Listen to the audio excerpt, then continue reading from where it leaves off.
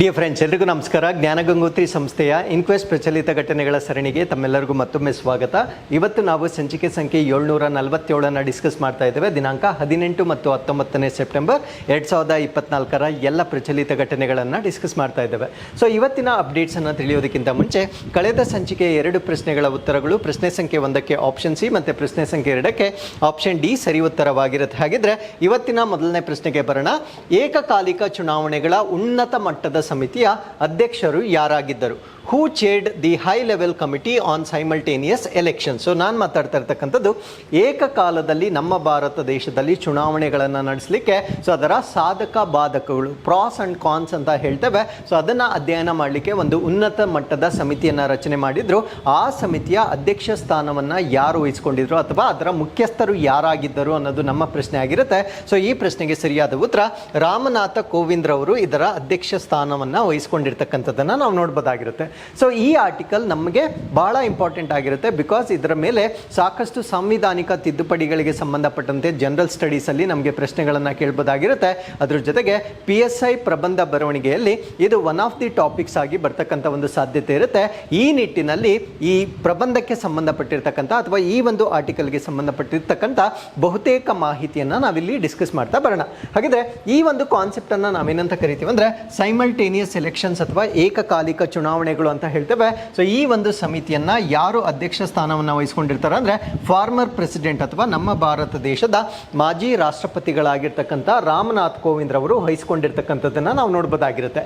So ಇದರ ಉದ್ದೇಶ ಅಥವಾ ಆಬ್ಜೆಕ್ಟಿವ್ ಏನು ಅಂದರೆ synchronise national and state elections, ಅಂದರೆ ನಮ್ಮ ಕೇಂದ್ರ ಸರ್ಕಾರಕ್ಕೆ ನಡೀತಕ್ಕಂಥ ಚುನಾವಣೆ ಆಗಿರ್ಬೋದು, ರಾಜ್ಯ ಸರ್ಕಾರಗಳಿಗೆ ನಡೀತಕ್ಕಂಥ ಚುನಾವಣೆಗಳಾಗಿರ್ಬೋದು, ಅದಾದಮೇಲೆ ಸ್ಥಳೀಯ ಸರ್ಕಾರಗಳಿಗೆ ನಡೀತಕ್ಕಂಥ ಚುನಾವಣೆಗಳಾಗಿರ್ಬೋದು, ಎಲ್ಲವನ್ನ ಏಕಕಾಲದಲ್ಲಿ ನಡೆಸ್ತಕ್ಕಂಥ ಒಂದು ಪದ್ಧತಿ ಇದಾಗಿರುತ್ತೆ. ಸೊ ಇದರಿಂದ ಪಬ್ಲಿಕ್ ಎಕ್ಸ್ಪೆಂಡಿಚರ್ ಅಥವಾ ನಮ್ಮ ಸರ್ಕಾರ ಒಂದು ಚುನಾವಣೆಗಳಿಗೆ ಖರ್ಚು ಮಾಡ್ತಕ್ಕಂಥ ಹಣ ಏನಿರುತ್ತೆ ಸೊ ಅದನ್ನು ನಾವು ಸೇವ್ ಮಾಡ್ಬೋದು ಅಂತಕ್ಕಂಥ ಒಂದು ಕಾರಣವನ್ನು ಸೊ ಈ ಒಂದು ಕಮಿಟಿ ಇಲ್ಲಿ ಕೋಟ್ ಮಾಡ್ತಾ ಇರ್ತಕ್ಕಂಥದ್ದನ್ನು ನಾವು ನೋಡ್ಬೋದಾಗಿರುತ್ತೆ. ಸೊ ಈ ಕಾನ್ಸೆಪ್ಟನ್ನು 2 ಹಂತಗಳಲ್ಲಿ 2 ಫೇಸಸ್ ಅಲ್ಲಿ ಇಂಪ್ಲಿಮೆಂಟ್ ಮಾಡಲಾಗುತ್ತೆ. ಮೊದಲ ಹಂತದಲ್ಲಿ ಲೋಕಸಭಾ ಅಂಡ್ ಅಸೆಂಬ್ಲಿ ಎಲೆಕ್ಷನ್ಸ್ ಅನ್ನ ಸೈಮಲ್ಟೇನಿಯಸ್ ಆಗಿ ನಡೆಸ್ತಾರೆ. ಲೋಕಸಭೆ ಮತ್ತೆ ವಿಧಾನಸಭೆ ಚುನಾವಣೆಗಳನ್ನು ಏಕಕಾಲದಲ್ಲಿ ನಡೆಸ್ತಕ್ಕಂಥದ್ದನ್ನು ನಾವು ನೋಡ್ಬೋದಾಗಿರುತ್ತೆ.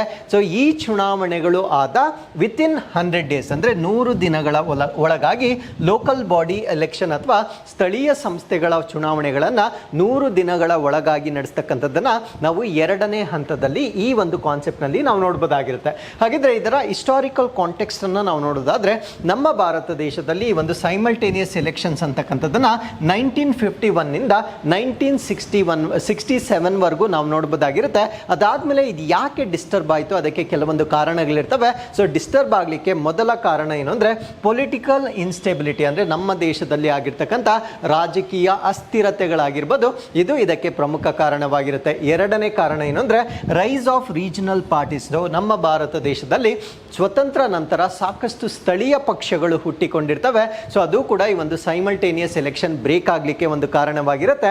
ಸೊ ಅದಾದಮೇಲೆ ಫ್ರೀಕ್ವೆಂಟ್ ಯೂಸ್ ಆಫ್ ಆರ್ಟಿಕಲ್ 356, ಇದನ್ನು ನಾವು ಪ್ರೆಸಿಡೆಂಟ್ಸ್ ರೂಲ್ ಅಂತ ಕರಿತೇವೆ. ಅಂದರೆ ನಮ್ಮ ಭಾರತ ದೇಶದಲ್ಲಿ 356ನೇ ವಿಧಿಯನ್ನು ಆಗಾಗ್ಗೆ ಬಳಕೆ ಆಗಿರ್ತಕ್ಕಂಥದ್ದು. ಇದು ರಾಷ್ಟ್ರಪತಿಗಳ ಆಳ್ವಿಕೆಗೆ ಸಂಬಂಧಪಟ್ಟಿರ್ತಕ್ಕಂಥ ಒಂದು ವಿಧಿಯಾಗಿರುತ್ತೆ. ಸೊ ಈ ಎಲ್ಲ ಕಾರಣಗಳಿಂದ ನಮ್ಮ ಭಾರತ ದೇಶದಲ್ಲಿ ಸೈಮಲ್ಟೇನಿಯಸ್ ಎಲೆಕ್ಷನ್ಸ್ ಅಂತಕ್ಕಂಥ ಕಾನ್ಸೆಪ್ಟು 1967 ನಂತರ ಬ್ರೇಕ್ ಆಗಿರ್ತಕ್ಕಂಥದ್ದನ್ನು ನಾವು ನೋಡ್ಬೋದಾಗಿರುತ್ತೆ.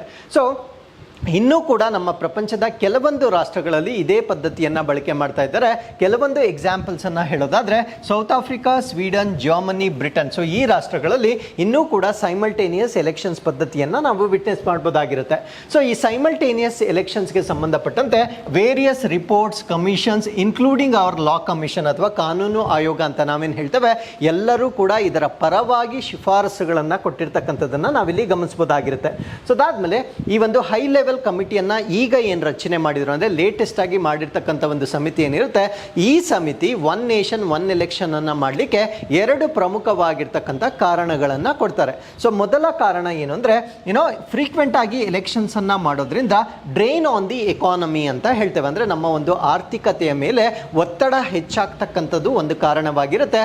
2ನೇ ಕಾರಣ ಏನು ಅಂದರೆ ಡಿಸ್ರಪ್ಟಿವ್ ಟು ಗವರ್ನೆನ್ಸ್ ಅಂತ ಹೇಳ್ತೇವೆ. ಸೊ ನಿಮಗೆ ತಿಳಿದಿರೋ ಹಾಗೆ ಯಾವುದೇ ಒಂದು ಚುನಾವಣಾ ದಿನಾಂಕ ಅನೌನ್ಸ್ ಎಲೆಕ್ಷನ್ಸ್ ಆದ ನಂತರ ಕೋಡ್ ಆಫ್ ಕಾಂಡಕ್ಟ್ ಅಂತ ಹೇಳ್ತೇವೆ ಅಥವಾ ಸದಾಚಾರ ಸಂಹಿತೆ ಅಂತ ಹೇಳ್ತೇವೆ. ಆ ಸಮಯದಲ್ಲಿ ಸರ್ಕಾರಗಳು ಯಾವುದೇ ಹೊಸ ಸ್ಕೀಮ್ಸ್ಗಳಾಗಲಿ ಪ್ರೋಗ್ರಾಮ್ಸ್ಗಳಾಗಲಿ ಈವನ್ ರಿಕ್ರೂಟ್ಮೆಂಟ್ ಆಗಲಿ ಅಂದರೆ ಸರ್ಕಾರಿ ಉದ್ಯೋಗಗಳಿಗೆ ಆಗ್ತಕ್ಕಂಥ ಒಂದು ನೇಮಕಾತಿ ಆಗಲಿ ಸೊ ಯಾವುದನ್ನು ಕೂಡ ಮಾಡುವಂತಿಲ್ಲ. ಸೊ ಅದರ ಅರ್ಥ ಏನು ಅಂದರೆ ನಮ್ಮ ಗವರ್ನೆನ್ಸ್ ಅಥವಾ ಆಡಳಿತ ಏನಿರುತ್ತೆ ಸೊ ಅದು ಪಾಸ್ ಆಗುತ್ತೆ ಅಥವಾ ತಡೆ ಆಗುತ್ತೆ. ಸೊ ಅದನ್ನು ನಾವು ಪದೇ ಪದೇ ಚುನಾವಣೆಗಳನ್ನು ಮಾಡೋದ್ರಿಂದ ಸೊ ಈ ಒಂದು ಗವರ್ನೆನ್ಸ್ ಅಂತಕ್ಕಂಥದ್ದು ಅಡಚಣೆ ಆಗುತ್ತೆ. ಸೊ ಆ ಅಡಚಣೆಯನ್ನು ಕಡಿಮೆ ಮಾಡಲಿಕ್ಕೆ ನಾವು ನಮ್ಮ ರಾಜ್ಯದಲ್ಲಿರ್ತಕ್ಕಂಥ ಅಥವಾ ರಾಷ್ಟ್ರದಲ್ಲಿರ್ತಕ್ಕಂಥ ಎಲ್ಲ ಚುನಾವಣೆಗಳನ್ನು ಏಕಕಾಲದಲ್ಲಿ ನಡೆಸಬೇಕು ಅನ್ನೋದನ್ನು ಈ 2 ಪಾಯಿಂಟ್ಸ್ಗಳ ಆಧಾರದ ಮೇಲೆ ಈ ಸಮಿತಿ ಕೊಟ್ಟಿರ್ತಕ್ಕಂಥ ಒಂದು ವರದಿ ಶಿಫಾರಸುಗಳನ್ನು ಮಾಡ್ತಾ ಇದೆ. ಹಾಗಿದ್ರೆ ಇವರು ಕೊಟ್ಟಿರ್ತಕ್ಕಂಥ ಪ್ರಮುಖವಾಗಿರ್ತಕ್ಕಂಥ ರೆಕಮೆಂಡೇಶನ್ಸ್ ಅಥವಾ ಶಿಫಾರಸುಗಳು ಯಾವುದು ಅಂತ ನಾವು ನೋಡೋದಾದ್ರೆ ಸೊ 2 ಬಿಲ್ಸ್ಗಳನ್ನು ಇಂಟ್ರೊಡ್ಯೂಸ್ ಮಾಡಬೇಕಾಗಿರುತ್ತೆ, ಅಂದರೆ 2 ಮಸೂದೆಗಳನ್ನು ಇವರು ಮಾಡಬೇಕಾಗಿರುತ್ತೆ. ಸೊ ಇದರಲ್ಲಿ ಬಿಲ್ ನಂಬರ್ 1 ಏನಂತ ಹೇಳುತ್ತೆ ಅಂದರೆ simultaneous elections will be held to Lok Sabha and state assemblies, ಅಂದರೆ ಲೋಕಸಭೆ ಮತ್ತು ರಾಜ್ಯ ವಿಧಾನಸಭೆಗಳಿಗೆ ಏಕಕಾಲದಲ್ಲಿ ಚುನಾವಣೆಗಳನ್ನು ನಡೆಸ್ತಕ್ಕಂಥ ಒಂದು ಮಸೂದೆಯನ್ನು ಇಂಟ್ರೊಡ್ಯೂಸ್ ಮಾಡಬೇಕಾಗಿರುತ್ತೆ. ಸೊ ಈ ಮಸೂದೆ ಅಂಗೀಕಾರ ಆಗಬೇಕಾಗಿದ್ದರೆ states will be no ratification by states will be required, ಅಂದರೆ ರಾಜ್ಯ ಸರ್ಕಾರಗಳಿಂದ ಯಾವುದೇ ಅಂಗೀಕಾರದ ಅಗತ್ಯವಿಲ್ಲ. ಸೊ ಈ ಒಂದು ಬಿಲ್ ಪಾಸ್ ಮಾಡಲಿಕ್ಕೆ ಕೇಂದ್ರ ಸರ್ಕಾರದ ಮಟ್ಟದಲ್ಲಿ ಈ ಒಂದು ಮಸೂದೆಯನ್ನು ಪಾಸ್ ಮಾಡಬಹುದಾಗಿರುತ್ತೆ. ಸೊ ಬಿಲ್ ನಂಬರ್ 1 ಏನು ಹೇಳುತ್ತೆ ಅಂದರೆ ಲೋಕಸಭೆ ಮತ್ತು ರಾಜ್ಯ ವಿಧಾನಸಭೆಗಳಿಗೆ ಏಕಕಾಲದಲ್ಲಿ ಚುನಾವಣೆಯನ್ನು ನಡೆಸ್ತಕ್ಕಂಥ ಒಂದು ಬಿಲ್ಲನ್ನು ಪಾಸ್ ಮಾಡಬೇಕಾಗಿರುತ್ತೆ. ಸೊ ಬಿಲ್ ನಂಬರ್ 2 ಏನು ಹೇಳುತ್ತೆ ಅಂದರೆ ಈ ಮುನ್ಸಿಪಾಲಿಟೀಸ್ ಮತ್ತು panchayat, as I told you before, ಈ ಒಂದು ಲೋಕಲ್ ಗವರ್ನೆನ್ಸ್ ಅಂತ ನಾವೇನು ಹೇಳ್ತೇವೆ ಸೊ ಇದಕ್ಕೆ ಸಂಬಂಧಪಟ್ಟಂತೆ ಸೊ ನಾವು ವಿತಿನ್ 100 ಡೇಸ್ ಅಂದರೆ 100 ದಿನಗಳ ಒಳಗಾಗಿ ಈ ಒಂದು ಲೋಕಲ್ ಗವರ್ನೆನ್ಸ್ಗೆ ಸಂಬಂಧಪಟ್ಟಂತೆ ಚುನಾವಣೆಗಳನ್ನು ನಡೆಸಬೇಕಾಗಿರುತ್ತೆ. ಬಟ್ ಈ ಬಿಲ್ ಪಾಸ್ ಆಗಬೇಕಾಗಿದ್ದರೆ ಕೇವಲ ಕೇಂದ್ರ ಸರ್ಕಾರದ ಮಟ್ಟದಲ್ಲಿ ಇದನ್ನು ಪಾಸ್ ಮಾಡಲಿಕ್ಕೆ ಸಾಧ್ಯವಾಗೋದಿಲ್ಲ. Ratification by not less than 1 of the states, ಅಂದರೆ ರಾಜ್ಯಗಳಲ್ಲಿ ಅರ್ಧಕ್ಕಿಂತ ಕಡಿಮೆ ಇಲ್ಲದಂತೆ ಅನುಮೋದನೆ ಬೇಕಾಗಿರುತ್ತೆ. So more than 50% of the states ಇದನ್ನು ಅಪ್ರೂವ್ ಮಾಡಿದ್ದೇ ಆದಲ್ಲಿ ಅಥವಾ ಅಂಗೀಕಾರ ಮಾಡಿದ್ದೇ ಆದಲ್ಲಿ ಸೊ ಈ ಒಂದು ಮಸೂದೆಯನ್ನು ಅಂಗೀಕಾರ ಮಾಡ್ತಕ್ಕಂಥದ್ದನ್ನು ನಾವು ನೋಡ್ಬೋದಾಗಿರುತ್ತೆ. So as I told you before, introducing simultaneous elections in India is not very easy because ಸಾಕಷ್ಟು ತಿದ್ದುಪಡಿಗಳನ್ನು ನಾವು ಮಾಡಬೇಕಾಗಿರುತ್ತೆ. ಇದರಲ್ಲಿ ಪ್ರಮುಖ ತಿದ್ದುಪಡಿಗಳ ಬಗ್ಗೆ ನಾವು ಚರ್ಚೆ ಮಾಡೋದಾದರೆ so introduction of article 324A ಅಂತ ಹೇಳ್ತೇವೆ. ಆರ್ಟಿಕಲ್ 324A ಇದನ್ನು ನಾವು ಇಂಟ್ರೊಡ್ಯೂಸ್ ಮಾಡಬೇಕಾಗಿರುತ್ತೆ. ಸೊ ಇದು ಏನಕ್ಕೆ ಅಂದರೆ ಸೈಮಲ್ಟೇನಿಯಸ್ ಎಲೆಕ್ಷನ್ಸ್ ಮಾಡಲಿಕ್ಕೆ ಬೇಕಾಗಿರ್ತಕ್ಕಂಥ ಒಂದು ಆರ್ಟಿಕಲ್ ಆಗಿರುತ್ತೆ. ಅದರ ಜೊತೆಗೆ ಈ ಒಂದು ಆರ್ಟಿಕಲ್ 325 ಅಂತ ನಾವೇನು ಹೇಳ್ತೇವೆ ಸೊ ಇದಕ್ಕೆ ನಾವು ಅಮೆಂಡ್ಮೆಂಟ್ ಅಥವಾ ತಿದ್ದುಪಡಿಯನ್ನು ಮಾಡಬೇಕಾಗಿರುತ್ತೆ. Article 325 it is to unify voter roll system, ಅಂದರೆ ಈ ಒಂದು ಮತದಾರ ಪಟ್ಟಿ ಅಂತ ನಾವೇನು ಹೇಳ್ತೇವೆ ಇದನ್ನು ಯೂನಿಫೈ ಅಥವಾ ಏಕೀಕರಣ ಮಾಡಲಿಕ್ಕೆ ಸಂಬಂಧಪಟ್ಟಿರ್ತಕ್ಕಂಥ ಒಂದು ವಿಧಿ ಆಗಿರುತ್ತೆ. ಹಾಗಿದ್ರೆ ಆರ್ಟಿಕಲ್ 324 ಏನು ಹೇಳುತ್ತೆ ಅಂತ ನಾವು ನೋಡೋದಾದರೆ ಈ ಒಂದು ಎಲೆಕ್ಷನ್ಸನ್ನು ಕಂಡಕ್ಟ್ ಮಾಡ್ತಕ್ಕಂಥ ಒಂದು ರೆಸ್ಪಾನ್ಸಿಬಿಲಿಟಿ ಏನಿರುತ್ತೆ ಅಂದರೆ ಕಂಪ್ಲೀಟ್ ರೆಸ್ಪಾನ್ಸಿಬಿಲಿಟಿ ಏನಿರುತ್ತೆ ಸೊ ಅದು ಎಲೆಕ್ಷನ್ ಕಮಿಷನ್ ಮೇಲೆ ಇರುತ್ತೆ, ಅಂದರೆ ಚುನಾವಣಾ ಆಯೋಗ ಅಂತ ನಾವೇನು ಹೇಳ್ತೇವೆ ಸೊ ಇದರ ಸಂಪೂರ್ಣ ಜವಾಬ್ದಾರಿಯಾಗಿರುತ್ತೆ. ಸೊ ಸೈಮಲ್ಟೇನಿಯಸ್ ಎಲೆಕ್ಷನ್ಸ್ ಅನ್ನು ಮಾಡಬೇಕಾಗಿದ್ರೆ ಈ ಆರ್ಟಿಕಲ್ 324A ಅನ್ನು ನಾವು ಇಂಟ್ರೊಡ್ಯೂಸ್ ಮಾಡಬೇಕಾಗಿರುತ್ತೆ. ಸೊ ಈ ಒಂದು ಆರ್ಟಿಕಲ್ 324A ಇಂಟ್ರೊಡ್ಯೂಸ್ ಮಾಡಿದಾಗ ಈ ಒಂದು ಸೈಮಲ್ಟೇನಿಯಸ್ ಎಲೆಕ್ಷನ್ಸ್ ಅನ್ನು ನಾವು ಕಂಡಕ್ಟ್ ಮಾಡಬಹುದಾಗಿರುತ್ತೆ. ಸೊ ಆರ್ಟಿಕಲ್ 325 ಬಂದು ಈ ಒಂದು ಎಲೆಕ್ಟರಲ್ ರೋಲ್ ಅಥವಾ ಮತದಾರರ ಪಟ್ಟಿಗೆ ಸಂಬಂಧಪಟ್ಟಿರ್ತಕ್ಕಂಥ ಆರ್ಟಿಕಲ್ ಆಗಿರುತ್ತೆ. ಸೊ ಆರ್ಟಿಕಲ್ 325 ಏನು ಹೇಳುತ್ತೆ ಅಂದರೆ no person to be ineligible for inclusion based on religion, race, caste or sex in the elector roll, ಅಂದರೆ ನಮ್ಮ ಚುನಾವಣಾ ಪಟ್ಟಿಗೆ ಎಲಿಜಿಬಲ್ ಇರ್ತಕ್ಕಂಥ ಕ್ಯಾಂಡಿಡೇಟ್ಗಳನ್ನು ಸೇರಿಸಿಕೊಳ್ಳಿಕ್ಕೆ ಯಾವುದೇ ರೀತಿಯ ಧರ್ಮದ ಆಧಾರದ ಮೇಲೆ, ಜಾತಿಯ ಆಧಾರದ ಮೇಲೆ, ಲಿಂಗದ ಆಧಾರದ ಮೇಲೆ ಅವರನ್ನು ಹೊರಗಿಡ್ತಕ್ಕಂಥ ಅಧಿಕಾರ ಇರೋದಿಲ್ಲ. ಸೊ ಈ ಒಂದು ಆರ್ಟಿಕಲ್ 325 ಅಂತಕ್ಕಂಥದ್ದು ಈ ವೋಟರ್ ಲಿಸ್ಟ್ ಏನಿರುತ್ತೆ ಅದನ್ನು ಯೂನಿಫೈ ಮಾಡ್ತಕ್ಕಂಥ ಒಂದು ಬದಲಾವಣೆಯನ್ನು ನಾವು ಮಾಡ್ಕೊಳ್ಬೇಕಾಗಿರುತ್ತೆ. ಸೊ ಈ 2 ಆರ್ಟಿಕಲ್ಸ್ ಬಗ್ಗೆ ನಾವು ಒನ್ ನೇಷನ್ ಒನ್ ಎಲೆಕ್ಷನಲ್ಲಿ ಮೆನ್ಷನ್ ಮಾಡಬೇಕಾಗಿರುತ್ತೆ. ಸೊ ಅದಾದಮೇಲೆ ಈ ಆರ್ಟಿಕಲ್ 324A ಏನಿರುತ್ತೆ the committee has suggested the inclusion of new article 324A. So ನಾನು ಮುಂಚೆನೇ ಹೇಳಿದಾಗೆ ಸೊ 324A ಅನ್ನು ನಾವು ಇಂಟ್ರೊಡ್ಯೂಸ್ ಮಾಡ್ತಕ್ಕಂಥದ್ದು ಸೊ ಈ ಒಂದು ಚುನಾವಣೆಗಳನ್ನು ನಡೆಸಲಿಕ್ಕೆ ಬೇಕಾಗಿರ್ತಕ್ಕಂಥ ರಿಕ್ವೈರ್ಮೆಂಟ್ ಆಗಿರುತ್ತೆ. ಸೊ ಈ ಆರ್ಟಿಕಲ್ ಏನನ್ನು ಎಂಪವರ್ ಮಾಡುತ್ತೆ ಅಥವಾ ಯಾವ ಅಧಿಕಾರವನ್ನು ಕೊಡುತ್ತೆ ಅಂತ ನಾವು ನೋಡೋದಾದ್ರೆ, it would empower the parliament to make laws to ensure that municipality and panchayat elections are held simultaneously with Lok Sabha and state assemblies. ಅಂದರೆ ಈ ಒಂದು ವಿಧಿಯನ್ನು ನಾವು ಸೇರಿಸುವ ಮುಖಾಂತರ ಏನೋ ಲೋಕಸಭೆ ಆಗಿರ್ಬೋದು ಮತ್ತು ರಾಜ್ಯ ಅಸೆಂಬ್ಲಿಗಳೊಂದಿಗೆ ಏಕಕಾಲದಲ್ಲಿ ಪುರಸಭೆ ಮತ್ತು ಪಂಚಾಯತ್ ಚುನಾವಣೆಗಳನ್ನು ನಡೆಸಲಿಕ್ಕೆ ಅಥವಾ ಅದನ್ನು ಖಚಿತಪಡಿಸಲಿಕ್ಕೆ ಬೇಕಾಗಿರ್ತಕ್ಕಂಥ ಕಾನೂನುಗಳನ್ನು ಮಾಡಲಿಕ್ಕೆ ಸಂಸತ್ತಿಗೆ ಅಧಿಕಾರವನ್ನು ನೀಡ್ತಕ್ಕಂಥದ್ದನ್ನು ನಾವು ನೋಡ್ಬೋದಾಗಿರುತ್ತೆ. So parliament is going to be empowered to make ಅಥವಾ to do election simultaneously. So ಅದನ್ನು ಯಾವ ಆರ್ಟಿಕಲ್ ಇನ್ಸರ್ಷನ್ ಮಾಡೋದ್ರಿಂದ ನಮಗೆ ಬರುತ್ತಂದ್ರೆ ಆರ್ಟಿಕಲ್ 324A ಅನ್ನು ಇನ್ಸರ್ಷನ್ ಮಾಡೋದ್ರಿಂದ ಈ ಒಂದು ಬದಲಾವಣೆಯನ್ನು ನಾವು ಎಕ್ಸ್ಪೆಕ್ಟ್ ಮಾಡ್ಬೋದಾಗಿರುತ್ತೆ. ಸೊ ಆರ್ಟಿಕಲ್ 82A ಇದೇನು ಹೇಳುತ್ತಂದ್ರೆ, it establishes the process by which the country will move to the system of simultaneous elections. ಅಂದರೆ ಒಂದು ಸೈಮಲ್ಟೇನಿಯಸ್ ಎಲೆಕ್ಷನ್ ಅಥವಾ ಯಾವುದೇ ಒಂದು ಚುನಾವಣೆ ಮಾಡಬೇಕಾಗಿದ್ರೆ ಅದಕ್ಕೊಂದು ಪದ್ಧತಿ ಇರುತ್ತೆ ಅಥವಾ ಪ್ರಕ್ರಿಯೆ ಇರುತ್ತೆ. ಸೊ ಈ ಒಂದು ಆರ್ಟಿಕಲ್ 82 ಅನ್ನು ನಾವು ಇನ್ಸರ್ಟ್ ಮಾಡುವುದರಿಂದ ಈ ಒಂದು ಚುನಾವಣೆ ಪದ್ಧತಿ ಹೇಗಿರಬೇಕು ಅನ್ನೋದನ್ನ ನಾವು ಈ ಒಂದು ಆರ್ಟಿಕಲ್ ಅಲ್ಲಿ ನಾವು ನೋಡ್ಬೋದಾಗಿರುತ್ತೆ. ಹಾಗಿದ್ರೆ ಆರ್ಟಿಕಲ್ 82 ಏನು ಹೇಳುತ್ತಂದ್ರೆ, so delimitation act after every census. ಅಂದರೆ ಪ್ರತಿಯೊಂದು ಗಣತಿಯನ್ನ ಮಾಡಿದಾಗ ನಾವು ಡಿಲಿಮಿಟೇಷನ್ ಅಂತ ನಾವೇನು ಮಾಡ್ತೀವಿ ಅಂದರೆ ಕ್ಷೇತ್ರಗಳನ್ನು ನಾವು ವಿಂಗಡಣೆ ಏನು ಮಾಡ್ತೇವೆ. ಸೊ ಅದಕ್ಕೆ ಸಂಬಂಧಪಟ್ಟಿರ್ತಕ್ಕಂಥ ಆರ್ಟಿಕಲ್, ಅದನ್ನು ನಾವು ಆರ್ಟಿಕಲ್ 82 ಅಂತ ಹೇಳ್ತೇವೆ. ಇನ್ ಶಾರ್ಟ್ ಹೇಳಬೇಕಾಗಿದ್ರೆ ಇದು ಪ್ರೋಸೆಸ್ ಆಫ್ ಎಲೆಕ್ಷನ್ ಏನಿರುತ್ತೆ ಇದರ ಬಗ್ಗೆ ಉಲ್ಲೇಖವನ್ನು ನಾವು ಈ ಒಂದು ಆರ್ಟಿಕಲ್ ಅಲ್ಲಿ ನಾವು ನೋಡ್ಬೋದಾಗಿರುತ್ತೆ. ಸೊ ಇದರಲ್ಲೂ ಕೂಡ ನಾವು ಬದಲಾವಣೆಗಳನ್ನು ಮಾಡ್ಕೊಳ್ತಕ್ಕಂಥದ್ದು one nation one election implement ಮಾಡಿದ್ದೆ ಆದಲ್ಲಿ ಸೊ ಇದರಲ್ಲೂ ಕೂಡ ನಾವು ಚೇಂಜಸ್ ಅನ್ನ ಮಾಡ್ಕೊಳ್ಬೇಕಾಗಿರುತ್ತೆ.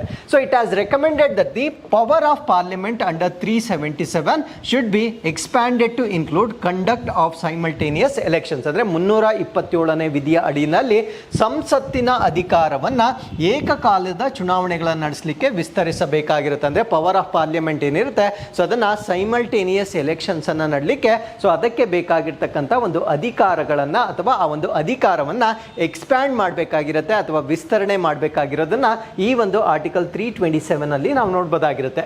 ಸೊ ಆರ್ಟಿಕಲ್ 83 ಮತ್ತು ಆರ್ಟಿಕಲ್ 172 ಬರುತ್ತೆ. ಸೊ ಇವೆರಡು ಏನು ಹೇಳುತ್ತೆ ಅಂದರೆ, Lok Sabha or state assembly that replaces the previous one will serve only for the remaining unexpired term before being dissolved ಅಂತ ಹೇಳ್ತಾರೆ. ಅಂದರೆ ಫಾರ್ ಎಕ್ಸಾಂಪಲ್ ಇವಾಗ ಯಾವುದೇ ಒಂದು ರಾಜ್ಯದಲ್ಲಿ ಒಂದು ಪಾರ್ಟಿ ಅದು ಆಡಳಿತದಲ್ಲಿರುತ್ತೆ, ಅದು ರಾಜ್ಯ ಸರ್ಕಾರ ಆಗಿರ್ಬೋದು ಅಥವಾ ಕೇಂದ್ರ ಸರ್ಕಾರ ಆಗಿರ್ಬೋದು.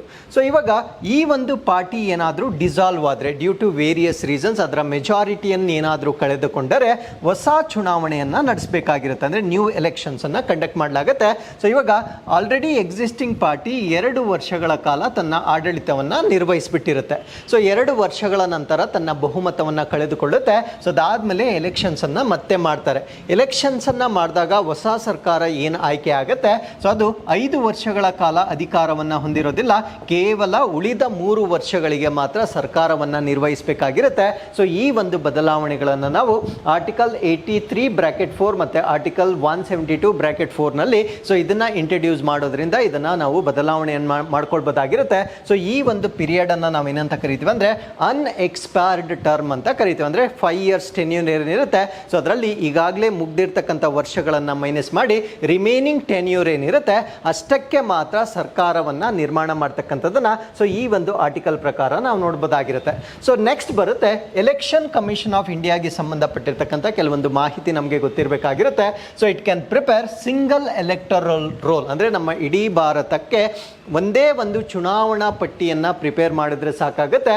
ಅಂಡ್ ಎಲೆಕ್ಷನ್ ID ಕೂಡ ಒಂದೇ ಇರುತ್ತೆ. ಅಫ್ಕೋರ್ಸ್ ಇವಾಗಲೂ ಕೂಡ ಒಂದೇ ಎಲೆಕ್ಷನ್ ID ಇರುತ್ತೆ. In consultation with the state election commission and all 3 tiers of election. ಅಂದರೆ ಎಲ್ಲ 3 ಹಂತದ ಚುನಾವಣೆಗಳಿಗೆ ಸೊ ಒಂದೇ ಎಲೆಕ್ಟರಲ್ ರೋಲ್ ಇರುತ್ತೆ, ಒಂದೇ ಎಲೆಕ್ಷನ್ ID ಇರುತ್ತೆ. ಬಟ್ ಇಲ್ಲಿ ಸ್ಟೇಟ್ ಎಲೆಕ್ಷನ್ ಕಮಿಷನ್ ಅಂತ ಇರುತ್ತೆ, ಎಲೆಕ್ಷನ್ ಕಮಿಷನ್ ಆಫ್ ಇಂಡಿಯಾ ಅಂತ ಇರುತ್ತೆ. ಸೊ ಸ್ಟೇಟ್ ಎಲೆಕ್ಷನ್ ಕಮಿಷನ್ ಏನಿರುತ್ತೆ ಅಥವಾ ರಾಜ್ಯ ಚುನಾವಣಾ ಆಯೋಗ ಅಂತ ನಾವೇನು ಹೇಳ್ತೇವೆ ಸೊ ಅದರ ಅಧಿಕಾರಗಳು ಕಡಿಮೆ ಆಗುತ್ತೆ. ಎಲೆಕ್ಷನ್ ಕಮಿಷನ್ ಆಫ್ ಇಂಡಿಯಾ ಏನಿರುತ್ತೆ ಸೊ ಅದರ ಅಧಿಕಾರಗಳು ಹೆಚ್ಚಾಗ್ತಕ್ಕಂಥದ್ದನ್ನು ನಾವು ನೋಡ್ಬೋದಾಗಿರುತ್ತೆ. Constitutional amendment will require ratification by not less than one of the states to shift the power of SECs to ECI. ಅಂದರೆ ರಾಜ್ಯ ಚುನಾವಣಾ ಆಯೋಗಗಳು ಹೊಂದಿರತಕ್ಕಂಥ ಒಂದು ಅಧಿಕಾರವನ್ನು ECI election commission of India ಅಥವಾ ಭಾರತದ ಚುನಾವಣಾ ಆಯೋಗಕ್ಕೆ ಹಸ್ತಾಂತರ ಮಾಡಲಿಕ್ಕೆ more than 50% of the states ಅಥವಾ not less than 50% of the states ratification ಮಾಡಿದರೆ ಮಾತ್ರ ಸೊ ಈ ಒಂದು ಅಧಿಕಾರವನ್ನು ರಾಜ್ಯ ಚುನಾವಣಾ ಆಯೋಗಗಳಿಂದ ಭಾರತದ ಚುನಾವಣಾ ಆಯೋಗಕ್ಕೆ ಹೆಚ್ಚಿನ ಹಸ್ತಾಂತರವನ್ನು ಮಾಡ್ತಕ್ಕಂಥದ್ದು ಅಥವಾ ಅಧಿಕಾರವನ್ನು ಹಸ್ತಾಂತರ ಮಾಡ್ತಕ್ಕಂಥದ್ದನ್ನು ಸೊ ನಾವಿಲ್ಲಿ ಗಮನಿಸ್ಬೋದಾಗಿರುತ್ತೆ. ಸೊ ಅದಾದಮೇಲೆ ಸಿಂಕ್ರೊನೈಸೇಷನ್ ಆಫ್ ಎಲೆಕ್ಷನ್ಸ್ ಪ್ರೋಸೆಸ್ ಹೇಗಾಗುತ್ತೆ ಅಂದರೆ ಏಕಕಾಲಿಕ ಚುನಾವಣೆಗಳನ್ನು ನಾವು ಹೇಗೆ ಪ್ರಾರಂಭ ಮಾಡ್ತೀವಿ, ಇದಕ್ಕೆ ಒಂದು ಪದ್ಧತಿಯನ್ನು ಅವರು ಶಿಫಾರಸು ಮಾಡಿರ್ತಾರೆ. ಆ ಪದ್ಧತಿ ಏನು ಅಂದರೆ ಪ್ರೆಸಿಡೆಂಟ್ ಆಫ್ ಇಂಡಿಯಾ ಅಂದರೆ ನಮ್ಮ ಭಾರತದ ರಾಷ್ಟ್ರದ ರಾಷ್ಟ್ರಪತಿಗಳು ಫಸ್ಟ್ ಸಿಟ್ಟಿಂಗ್ ಆಫ್ ಲೋಕಸಭಾ ಏನಿರುತ್ತೆ ಅಂದರೆ ಲೋಕಸಭೆಯ ಮೊದಲ ಅಧಿವೇಶನದಲ್ಲಿ ಅವರು ಅಪಾಯಿಂಟ್ಮೆಂಟ್ ಡೇಟ್ ಅಂತ ಅನೌನ್ಸ್ ಮಾಡ್ತಾರೆ. ಅಪಾಯಿಂಟ್ಮೆಂಟ್ ಡೇಟ್ ಅಂದರೆ ಸೊ ಅದನ್ನು ನಾವು ನೇಮಕ ದಿನಾಂಕ ಅಂತ ನಾವು ಹೇಳ್ತೇವೆ. ಸೊ ಒಂದು ಅಪಾಯಿಂಟ್ಮೆಂಟ್ ಡೇಟನ್ನು ಮೊದಲ ಅಧಿವೇಶನದಲ್ಲಿ ರಾಷ್ಟ್ರಪತಿಗಳು ಅನೌನ್ಸ್ ಮಾಡ್ತಕ್ಕಂಥದ್ದನ್ನು ನಾವು ನೋಡ್ಬೋದಾಗಿರುತ್ತೆ. ಸೊ ಈ ಒಂದು ಅಪಾಯಿಂಟ್ಮೆಂಟ್ ಡೇಟ್ ಏನಿರುತ್ತೆ ಇದನ್ನು ನಾವು ಏನಂತ ಕನ್ಸಿಡರ್ ಮಾಡ್ತೀವಿ ಅಂದರೆ beginning of the new electoral cycle ಅಂತ ಕರಿತೀವಿ. ಅಂದರೆ ಒಂದು ಚುನಾವಣೆಯ ಚಕ್ರ ಏನಿರುತ್ತೆ ಅದರ ಆರಂಭದ ದಿನಾಂಕ ಅಂತ ಸೊ ಈ ಒಂದು ಅಪಾಯಿಂಟ್ಮೆಂಟ್ ಡೇಟನ್ನು ನಾವು ಕನ್ಸಿಡರ್ ಮಾಡಬೇಕಾಗಿರುತ್ತೆ.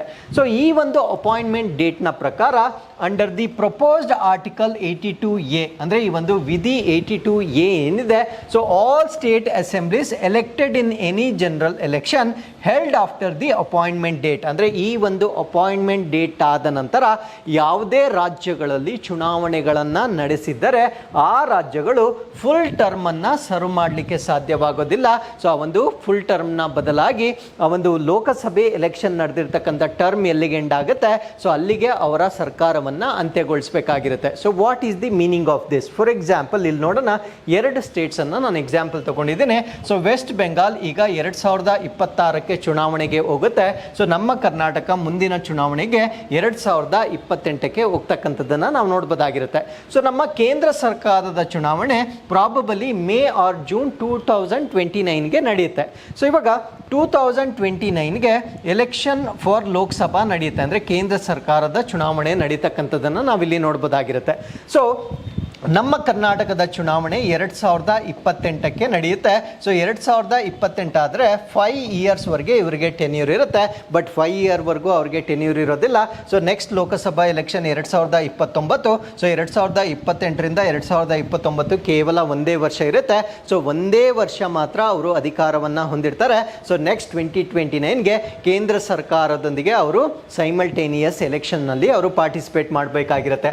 ಸೊ ಅದೇ ರೀತಿ ವೆಸ್ಟ್ ಬೆಂಗಾಲ್ 2029 ಅಂದರೆ 3 ವರ್ಷಗಳವರೆಗೆ ಮಾತ್ರ ಅವರ ಸರ್ಕಾರ ಇರುತ್ತೆ. ಸೊ ನೆಕ್ಸ್ಟ್ ಸೈಮಲ್ಟೇನಿಯಸ್ ಎಲೆಕ್ಷನ್ ಆಗಿ ಇಲ್ಲಿಂದ ಮುಂದೆ ಬರ್ತಕ್ಕಂಥ ಎಲ್ಲ ಸರ್ಕಾರಗಳು ಮತ್ತೊಮ್ಮೆ 5 ಇಯರ್ ಟರ್ಮ್ಗೆ ಎಲೆಕ್ಷನನ್ನು ಹೊಂದಿರತಕ್ಕಂಥದ್ದು ಅಥವಾ ಅಧಿಕಾರವನ್ನು ಹೊಂದಿರತಕ್ಕಂಥದ್ದನ್ನು ಸೊ ಈ ಒಂದು ಬದಲಾವಣೆಯಿಂದ ನಾವು ವಿಟ್ನೆಸ್ ಮಾಡ್ಬೋದಾಗಿರುತ್ತೆ. ಹಾಗಿದ್ರೆ ಒನ್ ನೇಷನ್ ಒನ್ ಎಲೆಕ್ಷನಿಂದ ಆಗ್ತಕ್ಕಂಥ ಪ್ರಾಬ್ಲಮ್ಸ್ ಏನು ಅಥವಾ ಕಾನ್ಸ್ ಏನು ಅಂತ ನಾವು ಡಿಸ್ಕಸ್ ಮಾಡೋದಾದರೆ ಇಟ್ ಅಂಡರ್ಮೈನ್ಸ್ ದಿ ಫೆಡರಲ್ ಸ್ಪಿರಿಟ್ ಅಂದರೆ ನಮ್ಮ ಭಾರತ ದೇಶವನ್ನು ಒಂದು ಒಕ್ಕೂಟ ವ್ಯವಸ್ಥೆ ಅಂತ ಹೇಳ್ತೇವೆ. ಸೊ ಈ ಒಂದು ಏಕಕಾಲಿಕ ಚುನಾವಣೆಗಳನ್ನು ಇಂಟ್ರಡ್ಯೂಸ್ ಮಾಡೋದ್ರಿಂದ ಫೆಡರಲ್ ಸ್ಪಿರಿಟ್ಗೆ ಅಡಚಣೆ ಆಗ್ತಕ್ಕಂಥದ್ದನ್ನು ನಾವು ನೋಡ್ಬೋದಾಗಿರುತ್ತೆ.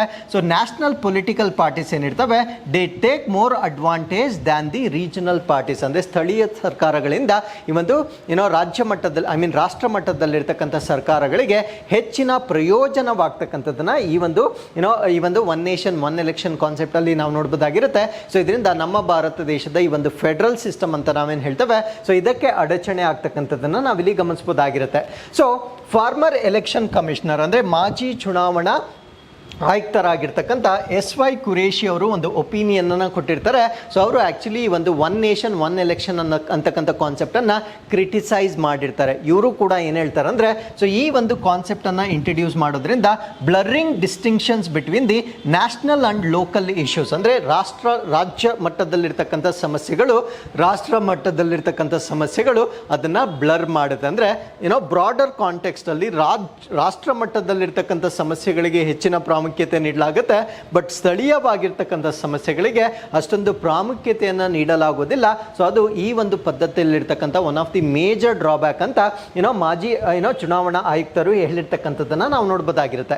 ಸೊ ಅದಾದ್ಮೇಲೆ ಸೈಮಲ್ಟೇನಿಯಸ್ ಎಲೆಕ್ಷನ್ಸ್ ಅನ್ನ ನಡೆಯೋದ್ರಿಂದ ಸೊ ಈ ಒಂದು ಎಲೆಕ್ಟರಲ್ ಫೀಡ್ಬ್ಯಾಕ್ ಅಂತ ಹೇಳ್ತೇವೆ. ಅಂದ್ರೆ ಚುನಾವಣಾ ಪ್ರತಿಕ್ರಿಯೆ. ಫಾರ್ ಎಕ್ಸಾಂಪಲ್ ಬೇರೆ ಬೇರೆ ಸ್ಟೇಟ್ಸ್ಗಳಲ್ಲಿ ಬೇರೆ ಬೇರೆ ಸಮಯದಲ್ಲಿ ಎಲೆಕ್ಷನ್ಸ್ಗಳಾಗ್ತಾ ಇದೆ. ಸಪೋಸ್ ಒಂದು ಸ್ಟೇಟಲ್ಲಿ ಯಾವುದಾದ್ರೂ ಒಂದು ಸರ್ಕಾರ ಉತ್ತಮವಾಗಿ ಅವರು ಕಾರ್ಯವನ್ನು ನಿರ್ವಹಿಸಿಲ್ಲ ಅಂದರೆ ಸೊ ಅದು ಇನ್ಫ್ಲೂಯೆನ್ಸ್ ಆಗುತ್ತೆ. ಅಂದರೆ this government is not doing proper governance. So ಅದರಿಂದ ನಾವು ಬೇರೊಂದು ಸರ್ಕಾರವನ್ನು ಆಯ್ಕೆ ಮಾಡಬೇಕು ಅಂತಕ್ಕಂಥ ಒಂದು ಬದಲಾವಣೆಯನ್ನು ನಾವು ವಿಟ್ನೆಸ್ ಮಾಡ್ಬೋದಾಗಿರುತ್ತೆ. ಸೊ ಇದನ್ನು ನಾವು ಆಂಟಿ ಇನ್ಕಂಬೆನ್ಸಿ ಅಂತ ಹೇಳ್ತೇವೆ. ಅಂದರೆ ಆಡಳಿತ ವಿರೋಧಿ ಅಲೆ ಅಂತ ಹೇಳ್ತೇವೆ. ಸೊ ಈ ಒಂದು ಫೀಡ್ಬ್ಯಾಕನ್ನು ನಾವು ಕೊಡಲಿಕ್ಕೆ ಆಗೋದಿಲ್ಲ. ಬಿಕಾಸ್ ಎಲ್ಲ ಪ್ರದೇಶಗಳಲ್ಲೂ ಒಂದೇ ಬಾರಿ ಚುನಾವಣೆ ಆಗೋದ್ರಿಂದ ಸೊ ಈ ಒಂದು ಎಲೆಕ್ಟ್ರಲ್ ಫೀಡ್ಬ್ಯಾಕ್ ಅಂತಕ್ಕಂಥದ್ದು ಡಿಸ್ಕಂಟಿನ್ಯೂ ಆಗೋದನ್ನು ಸೊ ಈ ಒಂದು ಸೈಮಲ್ಟೇನಿಯಸ್ ಎಲೆಕ್ಷನ್ಸ್ ಅಲ್ಲಿ ನಾವು ವಿಟ್ನೆಸ್ ಮಾಡಬಹುದಾಗಿರುತ್ತೆ. ಸೊ ಅದಾದ್ಮೇಲೆ we are suppose to witness lengthy constitutional amendment. So far I discuss so many articles ಅನ್ನ ನಾವು ಅಮೆಂಡ್ಮೆಂಟ್ ಮಾಡಬೇಕಾಗಿರುತ್ತೆ ಅಥವಾ ಇನ್ಸರ್ಟ್ ಮಾಡಬೇಕಾಗಿರುತ್ತೆ. ಸೊ ಈ ಒಂದು ಒನ್ ನೇಷನ್ ಒನ್ ಎಲೆಕ್ಷನ್ ಅಂತಕ್ಕಂಥ ಕಾನ್ಸೆಪ್ಟ್ ಅಷ್ಟು ಸುಲಭವಾಗಿ ನಾವು ಇಂಟ್ರೊಡ್ಯೂಸ್ ಮಾಡೋಕ್ಕಾಗೋದಿಲ್ಲ. ಸಾಕಷ್ಟು ಅಕ್ಸೆಪ್ಟೆನ್ಸ್ ಅಥವಾ ರ್ಯಾಟಿಫಿಕೇಶನ್ಸ್ ಕೂಡ ಬೇಕಾಗಿರುತ್ತೆ. ರಾಜ್ಯ ಮಟ್ಟಗಳಲ್ಲೂ ಕೂಡ ಒಂದಿಷ್ಟು ಪರ್ಸೆಂಟೇಜ್ ಆಫ್ ಅಕ್ಸೆಪ್ಟೆನ್ಸ್ ಬೇಕಾಗಿರುತ್ತೆ. ಸೊ ಇಷ್ಟೆಲ್ಲ ಅಕ್ಸೆಪ್ಟೆನ್ಸ್ ಆಗಬೇಕು, ಅಮೆಂಡ್ಮೆಂಟ್ಸ್ ಆಗಬೇಕು. ಅದಾದ ನಂತರ ಇದನ್ನು ನಾವು ಮಾಡಬಹುದಾಗಿರುತ್ತೆ. ಸೊ ಇದೊಂದು ಲೆಂದಿ ಪ್ರೋಸೆಸ್ ಆಗಿರ್ತಕ್ಕಂಥದ್ದನ್ನ so one of the drawbacks ಆಗಿ ನಾವು ನೋಡಬಹುದಾಗಿರುತ್ತೆ. ಸೊ ಅದಾದ್ಮೇಲೆ changes would also be needed to made in article 356. Article 356 ಅಲ್ಲೂ ಬದಲಾವಣೆ ಮಾಡಬೇಕಾಗಿರುತ್ತೆ. Which allows for the dissolution of the state assemblies under the president's rule. ಅಂದರೆ ರಾಷ್ಟ್ರಪತಿಗಳ ಆಳ್ವಿಕೆಯ ಅಡಿಯಲ್ಲಿರ್ತಕ್ಕಂಥ ರಾಜ್ಯಗಳ ಅಸೆಂಬ್ಲಿಯನ್ನು ವಿಸರ್ಜನೆ ಮಾಡಲಿಕ್ಕೆ ಸೊ ಅನುವು ಮಾಡಿಕೊಡ್ತಕ್ಕಂಥ ಈ ಒಂದು 356 ಆರ್ಟಿಕಲ್ ಏನಿರುತ್ತೆ ಸೊ ಇದರಲ್ಲೂ ಕೂಡ ನಾವು ಬದಲಾವಣೆಗಳನ್ನು ಮಾಡಬೇಕಾಗಿರುತ್ತೆ. ಸೊ ಇಷ್ಟು ಪ್ರೋಸೆಸ್ ಅಂತಕ್ಕಂಥದ್ದು ಸಿಂಪಲ್ ಆಗಿ ನಡೆಯೋದಿಲ್ಲ. ಸಾಕಷ್ಟು ಎಕ್ಸಸೈಸ್ ಅನ್ನು ನಾವು ಮಾಡ್ಬೋದಾಗಿರುತ್ತೆ. ಸೊ ಅದರ ಜೊತೆಗೆ ಈ ಒಂದು ಎಲೆಕ್ಟ್ರಲ್ ಕ್ಯಾಂಪೇನಿಂಗ್ ಅಂತ ನಾವೇನು ಹೇಳ್ತೇವೆ ಅಂದರೆ ಚುನಾವಣೆ ಸಮಯದಲ್ಲಿ ಮಾಡ್ತಕ್ಕಂಥ ಒಂದು ಪ್ರಚಾರ ಏನಿರುತ್ತೆ. Suppose one nation one election ಆದಾಗ ನ್ಯಾಷನಲ್ ಲೆವೆಲ್ ಅಂತ ಪಾರ್ಟಿಗಳಲ್ಲಿ ಸಾಕಷ್ಟು ಫಂಡ್ಸ್ ಇರುತ್ತೆ ಕಂಪೇರ್ ಟು ರೀಜನಲ್ ಪಾರ್ಟೀಸ್. ಅವಾಗ ರೀಜನಲ್ ಪಾರ್ಟೀಸ್ ನ್ಯಾಷನಲ್ ಲೆವೆಲ್ ಪಾರ್ಟೀಸ್ಗಳಿಗೆ ಕಾಂಪೀಟ್ ಮಾಡೋಕ್ಕಾಗೋದಿಲ್ಲ in terms of campaigning. So ಅವಾಗ ಏನಾಗುತ್ತೆ ಅಂದರೆ ಮತದಾರರ ಕಣ್ಣಿಗೆ ರಾಷ್ಟ್ರ ಮಟ್ಟದಲ್ಲಿರ್ತಕ್ಕಂಥ ಪಕ್ಷಗಳು ಹೆಚ್ಚಾಗಿ ಗೋಚರಿಸ್ತವೆ. ರಾಜ್ಯ ಮಟ್ಟದಲ್ಲಿರ್ತಕ್ಕಂಥ ಪಾರ್ಟಿಗಳು ಫೇಡ್ ಅವೇ ಆಗ್ತಕ್ಕಂಥದ್ದನ್ನು ನಾವು ನೋಡ್ಬೋದಾಗಿರುತ್ತೆ. ಸೊ ಇದರಿಂದ ರೀಜನಲ್ ಪಾರ್ಟೀಸ್ ಏನು ಉಗಮವಾಗಿದ್ದವೋ ಸೊ ಆ ಪಕ್ಷಗಳಿಗೆ ಹೆಚ್ಚಿನ ತೊಂದರೆಯನ್ನು ಈ ಒಂದು ಒನ್ ನೇಷನ್ ಒನ್ ಎಲೆಕ್ಷನ್ ಕಾನ್ಸೆಪ್ಟ್ನಿಂದ ಸೊ ನಾವು ವಿಟ್ನೆಸ್ ಮಾಡ್ಬೋದಾಗಿರುತ್ತೆ. ಸೊ ಇದು ಕೂಡ ಒನ್ ಆಫ್ ದಿ ಡ್ರಾಬ್ಯಾಕ್ಸ್ ಆಗಿ ನಾವು ನೋಡಬಹುದಾಗಿರುತ್ತೆ. ಸೊ ಇದಕ್ಕೆ ಸಂಬಂಧಪಟ್ಟಂತೆ ಒಂದು ಸರ್ವೆಯನ್ನ ಮಾಡಿರ್ತಾರೆ. ಆ ಒಂದು ಸರ್ವೆಯ ಪ್ರಕಾರ 77% chance that voters would vote for the same party in both the elections when they held simultaneously. ಅಂದರೆ ಲೋಕಸಭೆ ಮತ್ತೆ ಈ ಒಂದು ರಾಜ್ಯ ಸರ್ಕಾರಗಳಿಗೆ ಈ ಒಂದು ಚುನಾವಣೆಗಳನ್ನು ಏಕಕಾಲದಲ್ಲಿ ಮಾಡಿದಾಗ 77% ಮತದಾರರು ಒಂದು ಚುನಾವಣೆಯಲ್ಲಿ ಅಂದರೆ ಕೇಂದ್ರ ಸರ್ಕಾರದಲ್ಲಿ ಅವರು ಯಾವ ಪಕ್ಷವನ್ನು ಫೇವರ್ ಮಾಡಿರ್ತಾರೆ ಸೊ ರಾಜ್ಯ ಸರ್ಕಾರಗಳಲ್ಲೂ ಕೂಡ ಅದೇ ಪಕ್ಷವನ್ನು ಫೇವರ್ ಮಾಡ್ತಕ್ಕಂಥದ್ದನ್ನು ನಾವು ನೋಡ್ಬೋದಾಗಿರುತ್ತೆ. ಸೊ ಇದರಿಂದ ಒನ್ಸ್ ಅಗೇನ್ ಈ ಒಂದು ಸ್ಥಳೀಯ ಪಕ್ಷಗಳಿಗೆ ಹೆಚ್ಚಿನ ತೊಂದರೆ ಆಗ್ತಕ್ಕಂಥದ್ದನ್ನು ನಾವು ನೋಡ್ಬೋದಾಗಿರುತ್ತೆ. ಫಾರ್ ಎಕ್ಸಾಂಪಲ್ ನಮ್ಮ ಕರ್ನಾಟಕವನ್ನೇ ನಾವು ಉದಾಹರಣೆಯಾಗಿ ತೆಗೆದುಕೊಂಡಾಗ usually central government and state government ಒಂದೇ ಪಕ್ಷ ಇರ್ತಕ್ಕಂಥ ಉದಾಹರಣೆಗಳು ಭಾಳ ಕಡಿಮೆ ಇರುತ್ತೆ. ಸೊ ಆ ಒಂದು ಬದಲಾವಣೆಯನ್ನು ನಾವು ನೋಡಲಿಕ್ಕೆ ಸಾಧ್ಯವಾಗೋದಿಲ್ಲ. ಯಾಕಂದರೆ ರಾಷ್ಟ್ರ ಮಟ್ಟದಲ್ಲಿರ್ತಕ್ಕಂಥ ಸಮಸ್ಯೆಗಳು ರಾಜ್ಯ ಮಟ್ಟದಲ್ಲಿರ್ತಕ್ಕಂಥ ಸಮಸ್ಯೆಗಳು ವಿಭಿನ್ನವಾಗಿರ್ತವೆ. ಸೊ ರಾಜ್ಯ ಮಟ್ಟದ ಸಮಸ್ಯೆಗಳು ಹೆಚ್ಚಾಗಿ ರೀಜನಲ್ ಪಾರ್ಟೀಸ್ಗಳು ಅದನ್ನು ಸಾಲ್ವ್ ಮಾಡ್ತಕ್ಕಂಥದ್ದನ್ನು ನಾವು ನೋಡ್ಬೋದಾಗಿರುತ್ತೆ. ಸೊ ಇಷ್ಟು ಈ ಒಂದು ಚುನಾವಣೆಗಳಿಗೆ ಸಂಬಂಧಪಟ್ಟಿರ್ತಕ್ಕಂಥ ಸಾಧಕ ಬಾಧಕಗಳನ್ನು ನಾವಿಲ್ಲಿ ಚರ್ಚೆ ಮಾಡಿರ್ತೇವೆ. So with this let's get into question number 2. PM Aasha ಯೋಜನೆಯ ಪ್ರಾಥಮಿಕ ಉದ್ದೇಶವೇನು? So what is the primary objective of PM Aasha scheme? ಈ ಪ್ರಶ್ನೆಗೆ ಸರಿಯಾದ ಉತ್ತರ ರೈತರಿಗೆ ಲಾಭದಾಯಕ ಬೆಲೆಗಳನ್ನು ಒದಗಿಸುವುದು. To provide remunerative prices to farmers. ಈ ಒಂದು ರೆಮ್ಯುನರೇಟಿವ್ ಪ್ರೈಸಸ್ ಅನ್ನು ಕೊಡಲಿಕ್ಕೆ ಸೊ ಈಗ ಕ್ಯಾಬಿನೆಟ್ ಅಪ್ರೂವ್ ಮಾಡಿರ್ತಕ್ಕಂಥ ಒಂದು ಯೋಜನೆಯನ್ನು ನಾವೇನಂತ ಕರಿತೀವಿ ಅಂದರೆ PM ಆಶಾ ಅಂತ ಹೇಳ್ತೇವೆ. ನಾವು what is the full form of PM Aasha? PM Aasha ಅಂದರೆ ಪ್ರಧಾನಮಂತ್ರಿ ಅನ್ನದಾತ ಆಯ ಸಂರಕ್ಷಣಾ ಅಭಿಯಾನ ಅಂತ ಕರಿತೀವಿ. ಆಯ ಅಂದರೆ ಆದಾಯ ಅಂತ ಹೇಳ್ತೇವೆ. ಆಯ ಅಂತಕ್ಕಂಥದ್ದು ಹಿಂದಿ ಪದವಾಗಿರುತ್ತೆ. ಆದಾಯವನ್ನು ಹೆಚ್ಚು ಮಾಡ್ತಕ್ಕಂಥ ಒಂದು ಯೋಜನೆ ಆಗಿರುತ್ತೆ. ಸೊ ಈ ಒಂದು ಯೋಜನೆಯನ್ನು ನಾವು PM ಆಶಾ ಅಂತ ಹೇಳ್ತೇವೆ. ಸೊ ಈ ಒಂದು ಯೋಜನೆಯ ಪ್ರಕಾರ ರೈತರಿಗೆ ಒಂದು ರೆಮ್ಯುನರೇಟಿವ್ ಪ್ರೈಸನ್ನು ಕೊಡ್ತಾರೆ. ರೆಮ್ಯುನರೇಟಿವ್ ಅಂದರೆ ಸೊ ಅವರಿಗೆ ಬೇಕಾಗಿರ್ತಕ್ಕಂಥ ಒಂದು ಲಾಭದಾಯಕ ಬೆಲೆಯನ್ನು ಕೊಡ್ತಾರೆ. ಸೊ ಅದ್ರ ಜೊತೆಗೆ control price volatility essential for of the essential commodities. ಅಂದರೆ ಅಗತ್ಯ ವಸ್ತುಗಳ ಬೆಲೆ ಏನಿರುತ್ತೆ ಅದರ ಏರಿಳಿತವನ್ನು ಕೂಡ ನಿಯಂತ್ರಿಸಲಾಗುತ್ತೆ. ಅಂದರೆ ಈ ಒಂದು ಯೋಜನೆಯಿಂದ ಇಬ್ಬರಿಗೆ ಫೇವರ್ ಮಾಡ್ತಾ ಇದ್ದಾರೆ, ಒಬ್ಬರು ರೈತರು ಮತ್ತು ಅದನ್ನು ಕನ್ಸ್ಯೂಮ್ ಮಾಡ್ತಕ್ಕಂಥ ಗ್ರಾಹಕರು ಏನಿರ್ತಾರೆ. ಸೊ ಇಬ್ಬರಿಗೂ ಕೂಡ ಅನುಕೂಲ ಆಗ್ತಕ್ಕಂಥ ಒಂದು ಯೋಜನೆ ಆಗಿರುತ್ತೆ. ಇಬ್ಬರಿಗೂ ಹೇಗೆ ಅನುಕೂಲ ಆಗುತ್ತೆ ಅಂದರೆ, ರೈತರಿಗೆ ಬೇಕಾಗಿರ್ತಕ್ಕಂಥ ಲಾಭದಾಯಕ ಬೆಲೆಯನ್ನು ಈ ಒಂದು ಯೋಜನೆ ಅಡಿಯಲ್ಲಿ ನೀಡಲಾಗುತ್ತೆ. ಸೊ ಅದಾದಮೇಲೆ ಬೆಲೆಗಳು ಫ್ಲಕ್ಚುಯೇಟ್ ಆಗೋದನ್ನು ತಡೆಯುವುದರಿಂದ ಕನ್ಸ್ಯೂಮರ್ಸ್ ಯಾರಿರ್ತಾರೆ ಅವರಿಗೂ ಕೂಡ ಅನುಕೂಲ ಆಗ್ತಕ್ಕಂಥ ಒಂದು ಯೋಜನೆ ಇದಾಗಿರುತ್ತೆ. ಸೊ ಫಿನಾನ್ಷಿಯಲ್ ಔಟ್ಲೇ ಅಂದರೆ ಇದಕ್ಕೆ ಬೇಕಾಗಿರ್ತಕ್ಕಂಥ ಹಣಕಾಸು ಎಷ್ಟಿರುತ್ತೆ ಅಂದರೆ 35,000 crores ಅಡಿಯಲ್ಲಿ ಇದನ್ನು ಇಂಪ್ಲಿಮೆಂಟ್ ಮಾಡ್ತಾ ಇದ್ದಾರೆ. ಇದನ್ನು 25th ಫಿನಾನ್ಸ್ ಕಮಿಷನ್ ಸೈಕಲ್ 2025-26 ವರೆಗೂ ಸೊ ಈ ಒಂದು ಯೋಜನೆಯನ್ನು ಇಂಪ್ಲಿಮೆಂಟ್ ಮಾಡ್ತಾ ಇರ್ತಕ್ಕಂಥದ್ದನ್ನು ನಾವು ನೋಡ್ಬೋದಾಗಿರುತ್ತೆ. ಸೊ ಈ ಸ್ಕೀಮಲ್ಲಿ ಇರ್ತಕ್ಕಂಥ ಕಾಂಪೊನೆಂಟ್ಸ್ ಅಥವಾ ಘಟಕಗಳು ಯಾವುದು ಅಂತ ನಾವು ನೋಡೋದಾದ್ರೆ, ಟು ಇಂಟಿಗ್ರೇಟ್ ಮಲ್ಟಿಪಲ್ ಸ್ಕೀಮ್ಸ್ ಅಂದರೆ ಅನೇಕ ಯೋಜನೆಗಳನ್ನು ಇಲ್ಲಿ ಸಂಯೋಜನೆ ಮಾಡಲಾಗ್ತಾ ಇದೆ. ಸೊ ಇದರಲ್ಲಿ ಪ್ರೈಸ್ ಸಪೋರ್ಟ್ ಸ್ಕೀಮ್ ಅಂತ ಹೇಳ್ತೇವೆ, ಅಂದರೆ ಬೆಂಬಲ ಬೆಲೆ ಯೋಜನೆ ಅಂತ ಹೇಳ್ತೇವೆ. ಸೊ ಈ ಒಂದು ಸ್ಕೀಮ್ನ ಅಡಿಯಲ್ಲಿ ensures procurement of notified pulses, oil seeds and copra at minimum support price. So ಈ ಒಂದು ಬೆಂಬಲ ಬೆಲೆ ಯೋಜನೆ ಅಡಿಯಲ್ಲಿ ಕನಿಷ್ಠ ಬೆಂಬಲ ಬೆಲೆಯಲ್ಲಿ ಅಧಿಸೂಚಿತ ಬೇಳೆಕಾಳುಗಳು ಅಂದರೆ MSP ಯಲ್ಲಿ ಇರ್ತಕ್ಕಂಥ ಬೇಳೆಕಾಳುಗಳಾಗಿರ್ಬೋದು, ಎಣ್ಣೆ ಕಾಳುಗಳಾಗಿರ್ಬೋದು, ಅದಾದಮೇಲೆ ಕೊಬ್ಬರಿ ಏನಂತ ನಾವೇನು ಹೇಳ್ತೇವೆ, ಸೊ ಇದರ ಸಂಗ್ರಹಣೆಯನ್ನು ಖಚಿತಪಡಿಸ್ಕೊಳ್ತಕ್ಕಂಥದ್ದನ್ನು ಬೆಲೆ ಬೆಂಬಲ ಯೋಜನೆ ಅಡಿಯಲ್ಲಿ ಸೊ ನಾವು ನೋಡ್ಬೋದಾಗಿರುತ್ತೆ. ಸೊ ನೆಕ್ಸ್ಟ್ ಯೋಜನೆಯನ್ನು ನಾವು ಪ್ರೈಸ್ ಸ್ಟೆಬಿಲೈಸೇಷನ್ ಫಂಡ್ ಅಂತ ಕರಿತೇವೆ, ಅಂದರೆ ಬೆಲೆ ಸ್ಥಿರೀಕರಣ ನಿಧಿ ಅಂತ ಹೇಳ್ತೇವೆ. ಸೊ ಇದರಲ್ಲಿ maintain buffer stocks of the essential commodities, ಅಂದರೆ ಕೆಲವೊಂದು ಎಸೆನ್ಷಿಯಲ್ ಕೊಮಾಡಿಟೀಸ್ ಏನಿರ್ತವೆ ಅದರ ಬಫರ್ ಸ್ಟಾಕನ್ನು ಮ್ಯಾನೇಜ್ ಮಾಡ್ತಾರೆ. ಯಾಕಂದರೆ ಸೊ ಯಾವಾಗ ಬೆಲೆ ರೈಸ್ ಆಗುತ್ತೆ ಅಂದರೆ ಅದರ ಸಪ್ಲೈ ಕಡಿಮೆ ಆಗಿ ಡಿಮ್ಯಾಂಡ್ ಜಾಸ್ತಿ ಆದಾಗ ಯಾವಾಗಲೂ ಬೆಲೆ ರೈಸ್ ಆಗುತ್ತೆ.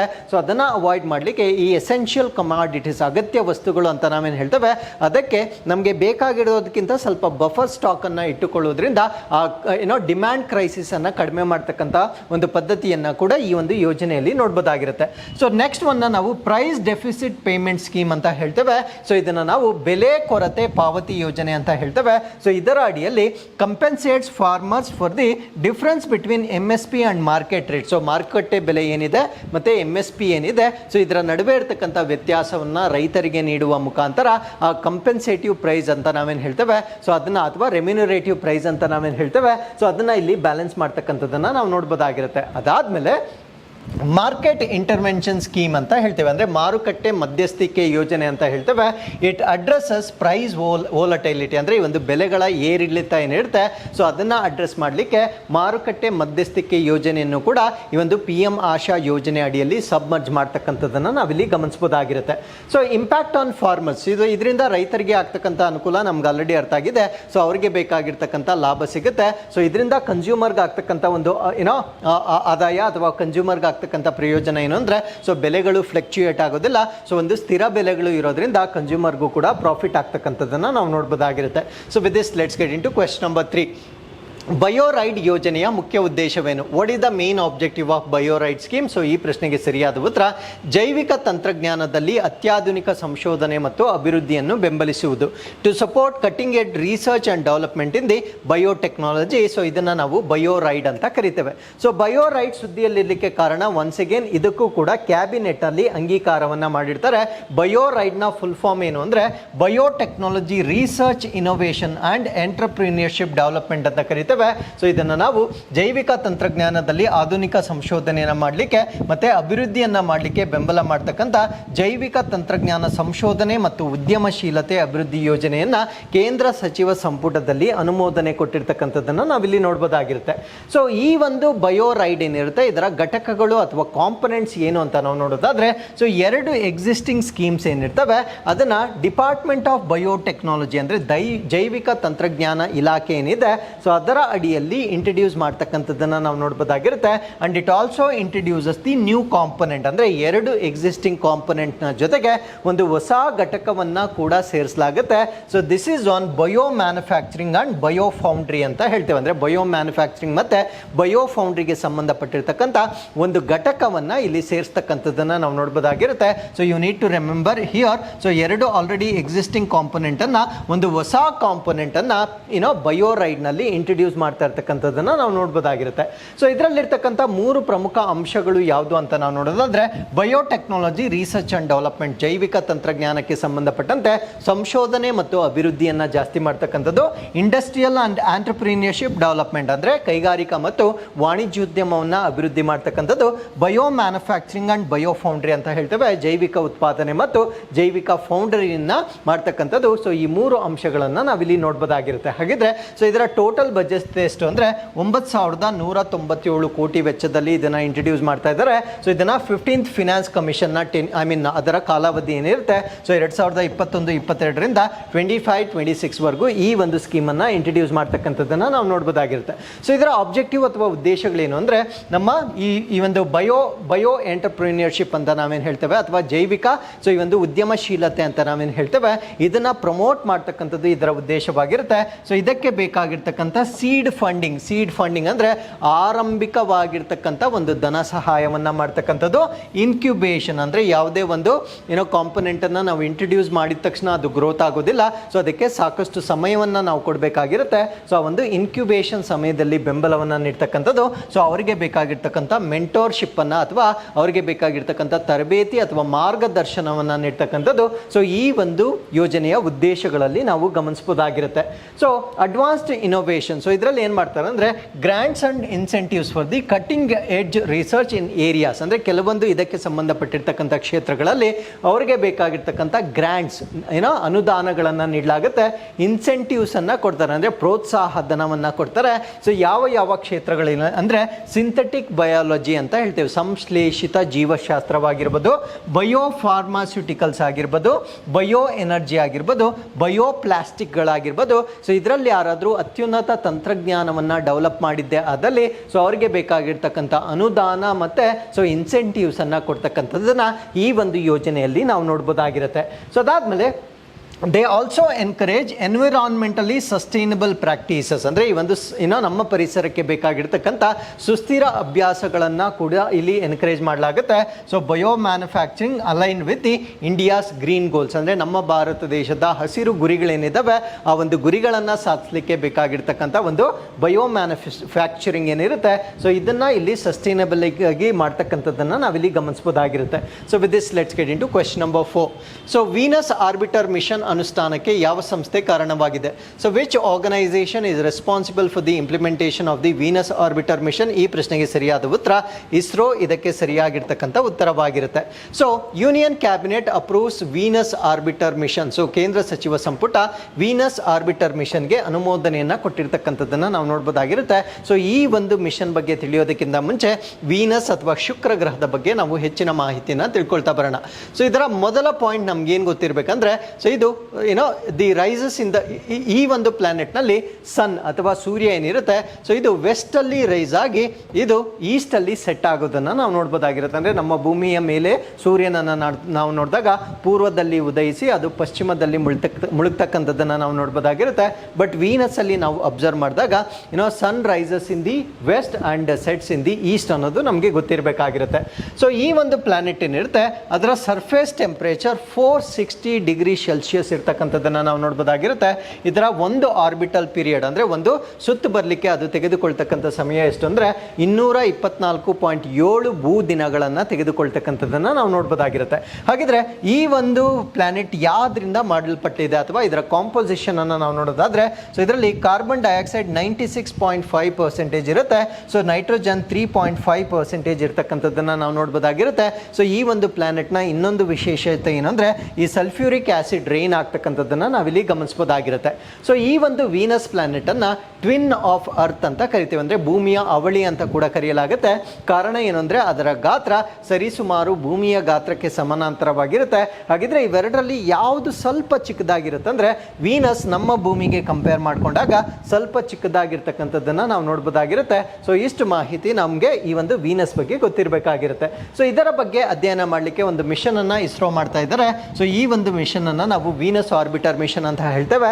ಸೊ ಇದಕ್ಕೆ ಕ್ಯಾಬಿನೆಟ್ ಇಂದ ಅಪ್ರೂವಲ್ ಕೊಟ್ಟಿರ್ತಕ್ಕಂಥದ್ದನ್ನು ನಾವು ನೋಡ್ಬೋದಾಗಿರುತ್ತೆ. ಸೊ ಈ ಒಂದು ಮಿಷನ್ನ ಪ್ರಕಾರ ಏನೇನು ಅಧ್ಯಯನ ಮಾಡ್ತಾರೆ ಅಂದರೆ ವೀನಸ್ನ ಮೇಲ್ಮೈ ಅದರ ಸರ್ಫೇಸನ್ನು ಅಧ್ಯಯನ ಮಾಡ್ತಾರೆ. ಅದರ ಅಟ್ಮಾಸ್ಫಿಯರ್ ವಾಯುಗೋಳವನ್ನು ಅಧ್ಯಯನ ಮಾಡ್ತಾರೆ. ಅದಾದಮೇಲೆ ಅಲ್ಲಿ ನಡೀತಕ್ಕಂಥ ವಾಲ್ಕ್ಯಾನಿಕ್ ಆಕ್ಟಿವಿಟೀಸ್ ಅಥವಾ ಈ ಒಂದು ಜ್ವಾಲಾಮುಖಿ ಸ್ಫೋಟಗಳ ಬಗ್ಗೆ ಅಧ್ಯಯನ ಮಾಡ್ತಕ್ಕಂಥದ್ದನ್ನು ನಾವು ನೋಡ್ಬೋದಾಗಿರುತ್ತೆ. It seeks to understand why Venus once thought to be similar to Earth underwent such drastic changes. ಅಂದರೆ ಒಂದು ಕಾಲದಲ್ಲಿ ಇದನ್ನು ಭೂಮಿಯ ಅವಳಿ ಅಂತ ಕನ್ಸಿಡರ್ ಮಾಡಲಾಗಿತ್ತು. ಸೊ ಭೂಮಿ ಹೇಗಿದೆಯೋ ಯಥಾವತ್ತಾಗಿ ಇದೆ ಅಂತ ಹೇಳಲಾಗ್ತಾ ಇತ್ತು. ಬಟ್ ಇದು ಸಾಕಷ್ಟು ಬದಲಾವಣೆಗಳನ್ನು ಮಾಡ್ಕೊಂಡಿರುತ್ತೆ. ಆ ಬದಲಾವಣೆಗಳು ಆಗಲಿಕ್ಕೆ ಕಾರಣಗಳೇನು ಅನ್ನೋದನ್ನ ಅಧ್ಯಯನ ಮಾಡುವ ಕಾರಣದಿಂದ ಸೊ ಈ ಒಂದು ಮಿಷನ್ ಅನ್ನ ಇಸ್ರೋದವರು ಮಾಡ್ತಾ ಇರ್ತಕ್ಕಂಥದ್ದನ್ನ ನಾವು ನೋಡ್ಬೋದಾಗಿರುತ್ತೆ. ಸೊ ಇದರ ಟೋಟಲ್ ಬಜೆಟ್ ಎಷ್ಟಿರುತ್ತೆ ಅಂದ್ರೆ 1236 ಕೋಟಿಗಳನ್ನ ಸ್ಪೆಂಡ್ ಮಾಡ್ತಾ ಇದ್ದಾರೆ. So this will be launched in the year 2028ಗೆ ಲಾಂಚ್ ಮಾಡ್ತಕ್ಕಂಥದ್ದನ್ನ ನಾವು ನೋಡ್ಬೋದಾಗಿರುತ್ತೆ. ಸೊ ಇದರ ವೈಜ್ಞಾನಿಕ ಗುರಿಗಳು ಅಥವಾ ಸೈಂಟಿಫಿಕ್ ಗೋಲ್ಸ್ ಅನ್ನ ನಾವು ನೋಡೋದಾದ್ರೆ ಇನ್ವೆಸ್ಟಿಗೇಟ್ ವೆನಿಸಿಯನ್ ಅಟ್ಮಾಸ್ಫಿಯರ್ ಜಿಯಾಲಜಿ, ಅಲ್ಲಿರ್ತಕ್ಕಂಥ ಜಿಯಾಲಜಿಯನ್ನ ಅಧ್ಯಯನ ಮಾಡ್ತಕ್ಕಂಥದ್ದು, ಭೂ ವಿಜ್ಞಾನ ಅಂತ ನಾವೇನು ಹೇಳ್ತೇವೆ. ಸೊ ಅದಾದ್ಮೇಲೆ impact of the sun on Venus, ಅಂದರೆ ಸೂರ್ಯನಿಂದ ಶುಕ್ರ ಗ್ರಹದ ಮೇಲೆ ಯಾವ ರೀತಿಯ ಪ್ರಭಾವ ಉಂಟಾಗ್ತಾ ಇದೆ ಅನ್ನೋದನ್ನ ಅಧ್ಯಯನ ಮಾಡ್ತಕ್ಕಂಥದ್ದನ್ನ ಕೂಡ ನಾವಿಲ್ಲಿ ಗಮನಿಸಬಹುದಾಗಿರುತ್ತೆ. ಸೊ ಇದ್ರ ಜೊತೆಗೆ ಟು ಜನರೇಟ್ ಸೈಂಟಿಫಿಕ್ ಡೇಟಾ, ಅಂದರೆ ವೈಜ್ಞಾನಿಕವಾಗಿರ್ತಕ್ಕಂಥ ಒಂದು ಡೇಟಾವನ್ನ ರಚನೆ ಮಾಡ್ತಕ್ಕಂಥದ್ದು ಇದರ ಉದ್ದೇಶವಾಗಿರುತ್ತೆ. ಸೊ ಇದರ ಸಿಗ್ನಿಫಿಕೆನ್ಸ್ ಅಥವಾ ಮಹತ್ವ ಏನು ಅಂತ ನಾವು ನೋಡೋದಾದ್ರೆ enhances India's capabilities in the planet exploration, ಅಂದರೆ ಗ್ರಹಗಳನ್ನು ಅಧ್ಯಯನ ಮಾಡ್ತಕ್ಕಂಥ ಒಂದು ಕ್ಷೇತ್ರ ಏನಿದೆ. ಸೊ ಇದರಲ್ಲಿ ಭಾರತವನ್ನ ಇನ್ನೂ ಕೂಡ ಉನ್ನತೀಕರಣ ಮಾಡ್ತಕ್ಕಂಥದ್ದನ್ನು ನಾವು ನೋಡಬಹುದಾಗಿರುತ್ತೆ. ಸೊ ಇದರಿಂದ ಮುಂದೆ ಬರ್ತಕ್ಕಂಥ ಇನ್ನೂ ಕಾರ್ಯಾಚರಣೆಗಳನ್ನು ನಾವು ಇನ್ನೂ ಹೆಚ್ಚು ಎಫೆಕ್ಟಿವ್ ಆಗಿ ಮಾಡಲಿಕ್ಕೆ ಇದು ಸುಲಭವಾಗುತ್ತೆ. So with this let's get into question number 5. Chandrayaan 4 mission ಈ ಕೆಳಗಿನ ಯಾವ ಚಟುವಟಿಕೆಗಳ ಮೇಲೆ ಕೇಂದ್ರೀಕರಿಸುತ್ತದೆ? So which of the following activities will Chandrayaan 4 mission focus on? ಈ ಪ್ರಶ್ನೆಗೆ ಸರಿಯಾದ ಉತ್ತರ ಚಂದ್ರನ ಶಿಲೆಗಳು ಮತ್ತು ಮಣ್ಣನ್ನು ಸಂಗ್ರಹಿಸುವುದು, ಅಂದರೆ ಕಲೆಕ್ಟಿಂಗ್ ಲೂನಾರ್ ರಾಕ್ಸ್ ಮತ್ತು ಸಾಯಿಲ್ ಅನ್ನ ಮಾಡಲಿಕ್ಕೆ ಮಾಡ್ತಾ ಇರ್ತಕ್ಕಂಥ ಮುಂದಿನ ಕಾರ್ಯಾಚರಣೆಯನ್ನು ನಾವು ಚಂದ್ರಯಾನ್ 4 ಅಂತ ಹೇಳ್ತೇವೆ. ಸೊ ಚಂದ್ರಯಾನ್ 4ಗೆ ಸಂಬಂಧಪಟ್ಟಂತೆ ಏನೇನು ಟೆಕ್ನಿಕಲ್ ಇನ್ಫಾರ್ಮೇಷನ್ ನಮಗೆ ಗೊತ್ತಿರಬೇಕು. ಸೊ ಇದರಲ್ಲಿ 5 ಮಾಡ್ಯೂಲ್ಗಳನ್ನು 2 ಸ್ಟ್ಯಾಕ್ಸ್ಗಳಲ್ಲಿ ಕಳಿಸ್ತಾ ಇದ್ದಾರೆ, ಅಂದರೆ 2 ಲಾಂಚ್ ವೆಹಿಕಲ್ಗಳಲ್ಲಿ ಸೊ ಈ ಒಂದು ಚಂದ್ರಯಾನ್ 4 ಅನ್ನ ಲಾಂಚ್ ಮಾಡ್ತಾ ಇರ್ತಕ್ಕಂಥದ್ದನ್ನ ನಾವು ನೋಡ್ಬೋದಾಗಿರುತ್ತೆ. ಹಾಗಿದ್ರೆ ಸ್ಟ್ಯಾಕ್ 1 ಅಲ್ಲಿ ಏನೇನು ಕಳಿಸ್ತಾ ಇದ್ದಾರೆ ಅಂದ್ರೆ ಅಸೆಂಡಿಂಗ್ ಮಾಡ್ಯೂಲ್ ಅಂತ ಹೇಳ್ತೇವೆ, ಇನ್ನೊಂದು ಡಿಸೆಂಡಿಂಗ್ ಮಾಡ್ಯೂಲ್ ಅಂತ ಹೇಳ್ತೇವೆ. ಅಸೆಂಡಿಂಗ್ ಮಾಡ್ಯೂಲ್, ಡಿಸೆಂಡಿಂಗ್ ಮಾಡ್ಯೂಲ್ ವ್ಯತ್ಯಾಸ ಏನು ಅಂದ್ರೆ ascend with lunar sample and lunar sample collection ಅಂತ ಹೇಳ್ತೇವೆ. ಅಂದ್ರೆ ಸೊ ಲೂನಾರ್ ಸ್ಯಾಂಪಲ್ ಅನ್ನ ಕಲೆಕ್ಟ್ ಮಾಡಿಕೊಂಡು ಅಸೆಂಡ್ ಮಾಡ್ಯೂಲ್ ಮೇಲಕ್ಕೆ ಬರುತ್ತೆ. ಸೊ ಡಿಸೆಂಡ್ ಮಾಡ್ಯೂಲ್ ಅಂತಕ್ಕಂಥದ್ದು ಸೊ ಲೂನಾರ್ ಸ್ಯಾಂಪಲ್ ಅನ್ನ ಕಲೆಕ್ಟ್ ಮಾಡ್ಕೊಳ್ಳುತ್ತೆ. ಸೊ ಇವೆರಡು ಮಾಡ್ಯೂಲ್ಸ್ ಅನ್ನ ಸ್ಟ್ಯಾಕ್ 1 ಅಲ್ಲಿ ಲಾಂಚ್ ಮಾಡ್ತಾ ಇರ್ತಕ್ಕಂಥದ್ದನ್ನ ನಾವು ನೋಡ್ಬೋದಾಗಿರುತ್ತೆ. ಸ್ಟ್ಯಾಕ್ 2 ಅಲ್ಲಿ ನಾವು ಪ್ರೊಪಲ್ಷನ್ ಮಾಡ್ಯೂಲ್ ಅನ್ನು ನೋಡ್ಬೋದು, ಇನ್ನೊಂದನ್ನ ಟ್ರಾನ್ಸ್ಫರ್ ಮಾಡ್ಯೂಲ್ ಅಂತ ಹೇಳ್ತೇವೆ. ಅಂದ್ರೆ ಅಲ್ಲಿ ಕಲೆಕ್ಟ್ ಆಗಿರ್ತಕ್ಕಂಥ ಸ್ಯಾಂಪಲ್ಗಳನ್ನ ವರ್ಗಾವಣೆ ಮಾಡ್ತಕ್ಕಂಥ ಮಾಡ್ಯೂಲ್ ಅನ್ನು ನಾವು ನೋಡ್ಬೋದಾಗಿರುತ್ತೆ. ಇನ್ನೊಂದನ್ನ ನಾವು ರೀ ಎಂಟ್ರಿ ಮಾಡ್ಯೂಲ್ ಅಂತ ಹೇಳ್ತೇವೆ. ಸೊ ಆ ಕಲೆಕ್ಟ್ ಮಾಡಿರ್ತಕ್ಕಂಥ ಸ್ಯಾಂಪಲ್ಸ್ಗಳನ್ನ ಭೂಮಿಗೆ ತೆಗೆದುಕೊಂಡು ಬರ್ತಕ್ಕಂಥ ಒಂದು ಮಾಡ್ಯೂಲ್ ಇರುತ್ತೆ. ಸೊ ಇದನ್ನ ನಾವು ಸ್ಟ್ಯಾಕ್ 2 ಅಲ್ಲಿ ನಾವು ನೋಡ್ಬೋದಾಗಿರುತ್ತೆ. ಸೊ ಒಟ್ಟು 5 ಮಾಡ್ಯೂಲ್ಸ್ಗಳನ್ನ ಈ ಒಂದು ಚಂದ್ರಯಾನ್ 4 ನಲ್ಲಿ ನಾವು ವಿಟ್ನೆಸ್ ಮಾಡ್ಬೋದಾಗಿರುತ್ತೆ. ಸೊ ಇದರಲ್ಲಿ 2 ಲಾಂಚ್ ವೆಹಿಕಲ್ ಮಾರ್ಕ್ 3 ಅನ್ನ ನಾವು ನೋಡ್ತಾ ಇದ್ದೇವೆ. ಸೊ 2 ಲಾಂಚ್ ವೆಹಿಕಲ್ಸ್ ಅನ್ನ ಉಪಯೋಗಿಸಿಕೊಂಡು ಈ ಒಂದು ಮಿಷನ್ ಅನ್ನ ಮಾಡ್ತಾ ಇರ್ತಕ್ಕಂಥದ್ದನ್ನ ನಾವು ನೋಡ್ಬೋದಾಗಿರುತ್ತೆ.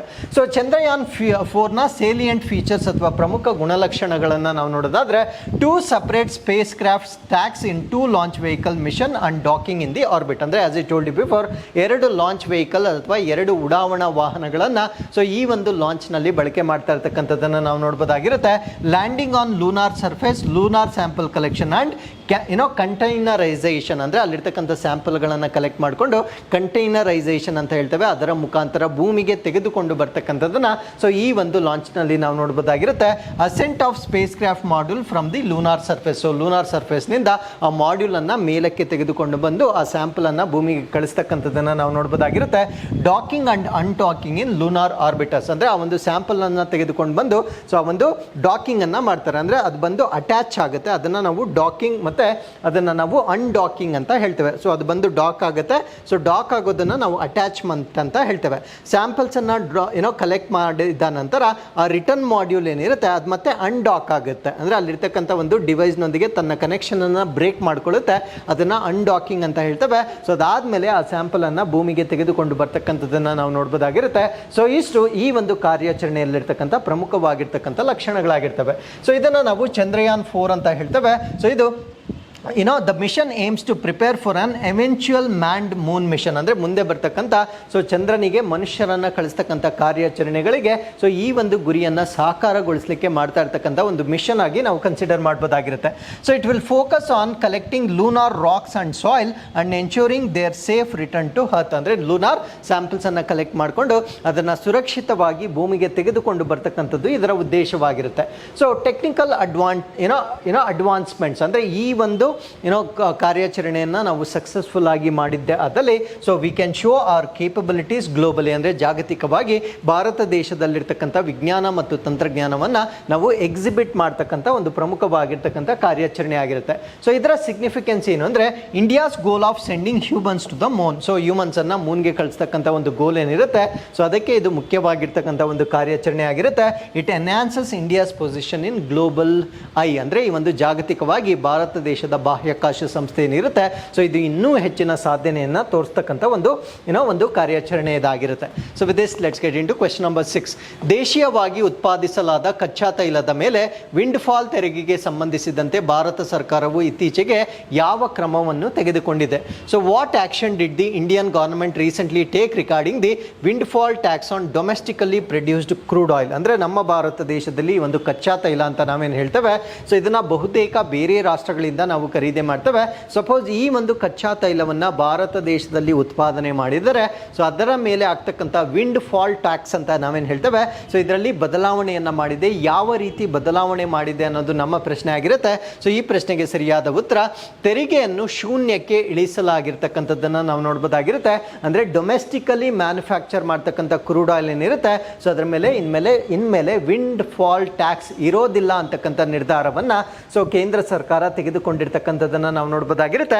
ಹಾಗಿದ್ರೆ ವಿಂಡ್ ಫಾಲ್ ಟ್ಯಾಕ್ಸ್ ಅಂದರೆ ಏನು, ಈ ಒಂದು ಬದಲಾವಣೆಯನ್ನು ಏನಕ್ಕೆ ಮಾಡ್ಕೊಂಡಿದ್ದಾರೆ ಎಲ್ಲವನ್ನ ನಾವು ಡಿಸ್ಕಸ್ ಮಾಡ್ತಾ ಬರೋಣ. ಸೊ ವಿಂಡ್ ಫಾಲ್ ಟ್ಯಾಕ್ಸನ್ನು ಈ ಒಂದು domestically produce crude oil, so ಇದನ್ನು ನೆನ್ಪಿಟ್ಕೊಳ್ಳಿ. ಸೊ ಇಂಟರ್ನ್ಯಾಷನಲಿ ತೆಗೆದುಕೊಂಡು ಬರ್ತಕ್ಕಂಥ ಕ್ರೂಡ್ ಆಯಿಲ್ ಮೇಲೆ ವಿಂಡ್ ಫಾಲ್ ಟ್ಯಾಕ್ಸನ್ನು ರೆಡ್ಯೂಸ್ ಮಾಡಿಲ್ಲ. ಡೊಮೆಸ್ಟಿಕಲಿ ಅಥವಾ ಸ್ಥಳೀಯವಾಗಿ ಉತ್ಪಾದನೆ ಮಾಡ್ತಕ್ಕಂಥ ಕಚ್ಚಾ ತೈಲದ ಮೇಲೆ ಈ ಒಂದು ವಿಂಡ್ ಫಾಲ್ ಟ್ಯಾಕ್ಸನ್ನು ಕಡಿಮೆ ಮಾಡಿರ್ತಕ್ಕಂಥದ್ದನ್ನು ನಾವು ನೋಡ್ಬೋದಾಗಿರುತ್ತೆ.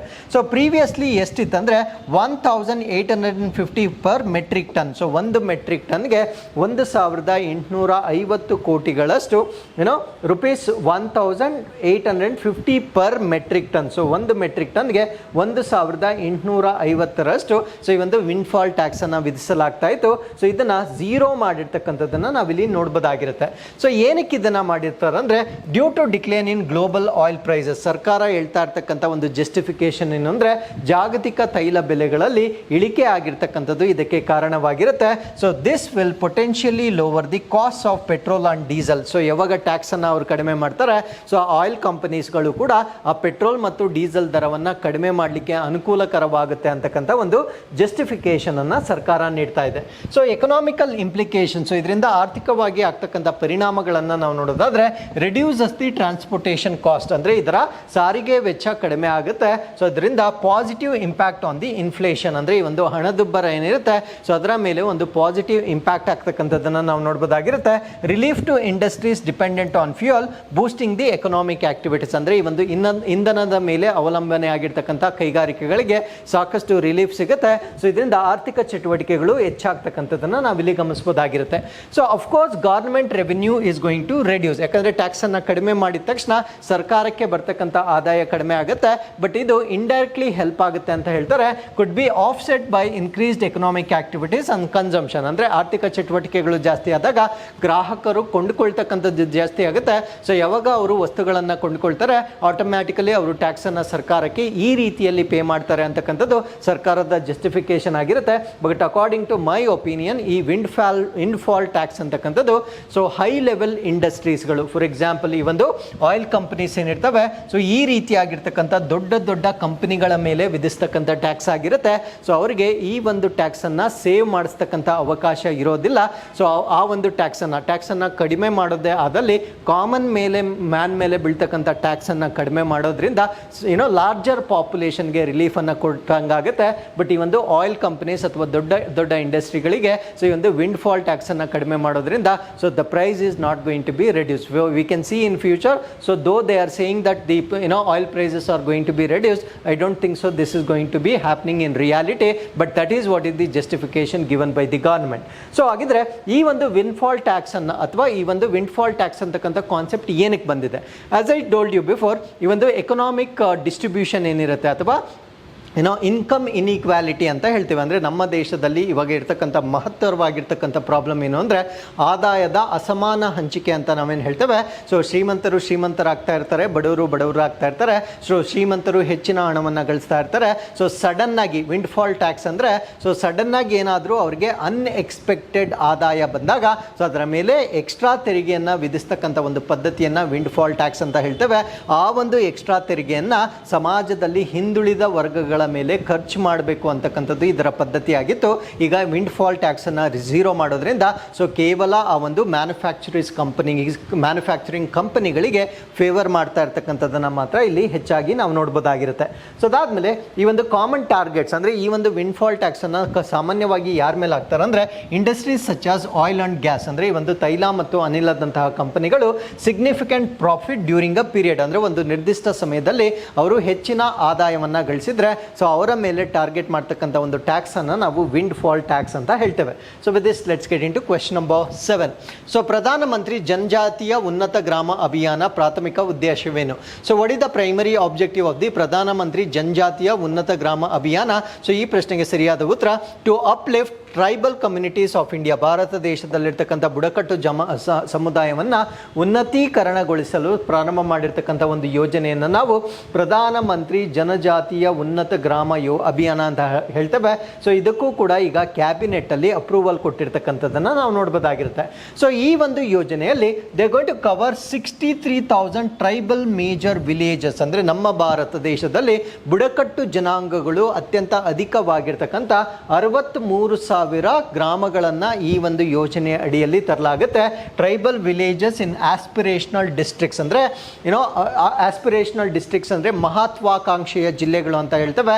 ಮಹತ್ವಾಕಾಂಕ್ಷೆಯ ಜಿಲ್ಲೆಗಳಂದರೆ ಬೇರೆ ಜಿಲ್ಲೆಗಳಿಗೆ ಹೋಲಿಕೆ ಮಾಡಿದಾಗ ಹಿಂದುಳಿದಿರ್ತಕ್ಕಂಥ ಜಿಲ್ಲೆಗಳ ಮೇಲೆ ಸೊ ಈ ಒಂದು ಸ್ಕೀಮನ್ನು ಅಥವಾ ಯೋಜನೆಯನ್ನು ಇಂಟ್ರೊಡ್ಯೂಸ್ ಮಾಡ್ತಾ ಇರ್ತಕ್ಕಂಥದ್ದನ್ನು ನಾವು ನೋಡ್ಬೋದಾಗಿರುತ್ತೆ. ಸೊ ಈ ಒಂದು ಯೋಜನೆಯ ಒಟ್ಟು ವೆಚ್ಚ ಎಷ್ಟು ಅಂದರೆ 79,156 ಕೋಟಿಗಳನ್ನು ಇಲ್ಲಿ ಎಕ್ಸ್ಪೆಂಡಿಚರ್ ಮಾಡ್ತಾ ಇದ್ದಾರೆ. ಸೊ ಇದರಲ್ಲಿ ಸೆಂಟ್ರಲ್ ಶೇರ್ ಬಂದು 56,333 ಕೋಟಿಯನ್ನು ಕೇಂದ್ರ ಸರ್ಕಾರ ಭರಿಸ್ತಾ ಇದೆ. ಸೊ ಮಿಕ್ಕಿದ ಹಣವನ್ನು ಕರೆಸ್ಪಾಂಡಿಂಗ್ ಸ್ಟೇಟ್ ಗೌರ್ಮೆಂಟ್ಸ್ ಅಂದರೆ 2,823 ಕೋಟಿಯನ್ನು ರಾಜ್ಯ ಸರ್ಕಾರಗಳು ಈ ಒಂದು ಯೋಜನೆಗೆ ಇನ್ವೆಸ್ಟ್ ಮಾಡಬೇಕಾಗಿರುತ್ತೆ. ಸೊ ಇದರ ಕವರೇಜ್ ಅಥವಾ ವ್ಯಾಪ್ತಿಯನ್ನು ನಾವು ನೋಡೋದಾದರೆ so it is going to benefit 5 crore tribal people, 5 ಕೋಟಿ ಬುಡಕಟ್ಟು ಜನಾಂಗಕ್ಕೆ ಸಹಾಯವಾಗುತ್ತೆ. 549 ಡಿಸ್ಟ್ರಿಕ್ಟ್ಸ್, 549 ಜಿಲ್ಲೆಗಳು, 2,740 ಬ್ಲಾಕ್ಗಳು ಮತ್ತು 30 ರಾಜ್ಯಗಳು ಮತ್ತು ಕೇಂದ್ರಾಡಳಿತ ಪ್ರದೇಶಗಳಿಗೆ ಅನುಕೂಲಕರವಾಗಿರ್ತಕ್ಕಂಥ ಒಂದು ಯೋಜನೆ ಇದಾಗಿರುತ್ತೆ. ಸೊ ಇದರ ಪ್ರಮುಖ ಗುರಿಗಳು ಅಥವಾ ಕೀ ಗೋಲ್ಸನ್ನು ನಾವು ನೋಡೋದಾದರೆ ಪ್ರೊವೈಡಿಂಗ್ ಪಕ್ಕಾ ಹೌಸಸ್, ಅಂದರೆ ಈ ಒಂದು ಯೋಜನೆ ಅಡಿಯಲ್ಲಿ ಪಕ್ಕಾ ಮನೆಗಳನ್ನು ನೀಡ್ತಕ್ಕಂಥದ್ದು, ಟ್ಯಾಪ್ ವಾಟರ್ ಕನೆಕ್ಷನನ್ನು ನೀಡ್ತಕ್ಕಂಥದ್ದು, ಎಲೆಕ್ಟ್ರಿಸಿಟಿಯನ್ನು ನೀಡ್ತಕ್ಕಂಥದ್ದು, ಆಯುಷ್ಮಾನ್ ಭಾರತ್ ಹೆಲ್ತ್ ಕಾರ್ಡ್ಸ್ಗಳನ್ನು ಈ ಒಂದು ಕಾರ್ಯಕ್ರಮದ ಅಡಿಯಲ್ಲಿ ನೀಡಲಾಗುತ್ತೆ. ಸೊ ಅದಾದಮೇಲೆ ಆಲ್ ವೆದರ್ ರೋಡ್ ಕನೆಕ್ಟಿವಿಟಿ, ಅಂದರೆ ಎಲ್ಲ ಹವಾಮಾನಗಳಲ್ಲೂ ಕೆಲಸ ಮಾಡ್ತಕ್ಕಂಥ ರಸ್ತೆ ಸಂಪರ್ಕವನ್ನು ನೀಡಲಾಗುತ್ತೆ. ಮೊಬೈಲ್ ಆ್ಯಂಡ್ ಇಂಟರ್ನೆಟ್ ಆಕ್ಸೆಸನ್ನು ಕೂಡ ನೀಡಲಾಗುತ್ತೆ. ಇಂಪ್ರೂವ್ಡ್ ಹೆಲ್ತ್ ಆ್ಯಂಡ್ ನ್ಯೂಟ್ರಿಷನ್ ಮತ್ತು ಎಜುಕೇಷನಲ್ ಇನ್ಫ್ರಾಸ್ಟ್ರಕ್ಚರ್, ಶಿಕ್ಷಣ ಮತ್ತು ಆರೋಗ್ಯ ಎಲ್ಲ ಕ್ಷೇತ್ರಗಳಲ್ಲೂ ಈ ಒಂದು ಹಣವನ್ನು ಸ್ಪೆಂಡ್ ಮಾಡ್ತಕ್ಕಂಥದ್ದನ್ನು ನಾವು ನೋಡ್ಬೋದಾಗಿರುತ್ತೆ.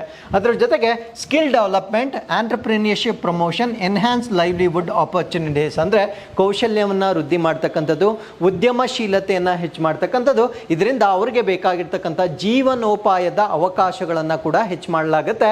ಸೊ ಮಾರ್ಕೆಟಿಂಗ್ ಸಪೋರ್ಟನ್ನು ಮಾಡ್ತಾರೆ, ಅಂದರೆ ಅವರು ಉದ್ಯಮಗಳನ್ನು ಸ್ಟಾರ್ಟ್ ಮಾಡಿದಾಗ ಅವರಿಗೆ ಮಾರುಕಟ್ಟೆಯ ಬೆಂಬಲ ಬೇಕಾಗಿರುತ್ತೆ, ಆ ಒಂದು ಬೆಂಬಲವನ್ನು ಕೂಡ ನೀಡಲಾಗುತ್ತೆ. ಈ ನಿಟ್ಟಿನಲ್ಲಿ ಟ್ರೈಬಲ್ ಮಲ್ಟಿಪರ್ಪಸ್ ಮಾರ್ಕೆಟಿಂಗ್ ಸೆಂಟರ್ಗಳನ್ನು ಓಪನ್ ಮಾಡಲಾಗುತ್ತೆ. So this is to support for agriculture, animal husbandry ಮತ್ತು ಫಿಶರೀಸ್, ಕೃಷಿ ಆಗಿರ್ಬೋದು, ಹೈನುಗಾರಿಕೆ ಆಗಿರ್ಬೋದು ಮತ್ತು ಮೀನುಗಾರಿಕೆ ಆಗಿರ್ಬೋದು. ಸೊ ಇದಕ್ಕೆ ಸಂಬಂಧಪಟ್ಟಿರ್ತಕ್ಕಂಥ ಮಾರುಕಟ್ಟೆ ಕೇಂದ್ರಗಳನ್ನು ಸೊ ಈ ಒಂದು ಯೋಜನೆ ಅಡಿಯಲ್ಲಿ ಪ್ರಾರಂಭ ಮಾಡ್ತಕ್ಕಂಥದ್ದನ್ನು ನಾವು ನೋಡ್ಬೋದಾಗಿರುತ್ತೆ. ಸೊ ಅದಾದಮೇಲೆ ಇದರಲ್ಲಿ increasing gross enrolment ratio in schools and higher education ಅಂತ ಈ ಒಂದು ಟ್ರೈಬಲ್ ಕಮ್ಯುನಿಟಿಗೆ ಸಂಬಂಧಪಟ್ಟಂತೆ ಶಾಲೆ ಮತ್ತು ಉನ್ನತ ಶಿಕ್ಷಣಗಳಲ್ಲಿ ದಾಖಲಾತಿ ಅನುಪಾತವನ್ನು ಕೂಡ ಹೆಚ್ಚಿಸ್ತಕ್ಕಂಥ ಪ್ರಯತ್ನಗಳನ್ನು ಮಾಡಲಾಗುತ್ತೆ. Setting up tribal hostels in schools at the district and block level, ಅಂದರೆ ಈ ಒಂದು ಜಿಲ್ಲಾ ಮಟ್ಟದಲ್ಲಿ ಮತ್ತು ಬ್ಲಾಕ್ ಮಟ್ಟಗಳಲ್ಲಿ ಈ ಒಂದು ಟ್ರೈಬಲ್ ಪಾಪ್ಯುಲೇಷನ್ಗೆ ಸಂಬಂಧಪಟ್ಟಂತೆ ವಸತಿ ನಿಲಯಗಳನ್ನು ಕೂಡ ಈ ಒಂದು ಯೋಜನೆ ಅಡಿಯಲ್ಲಿ ಸ್ಥಾಪನೆ ಮಾಡ್ತಕ್ಕಂಥದ್ದನ್ನು ನಾವು ನೋಡಬಹುದಾಗಿರುತ್ತೆ. So with this let's get into question number 8. Vande Bharat express ತಲುಪಬಹುದಾದ ಗರಿಷ್ಠ ವೇಗ ಎಷ್ಟು?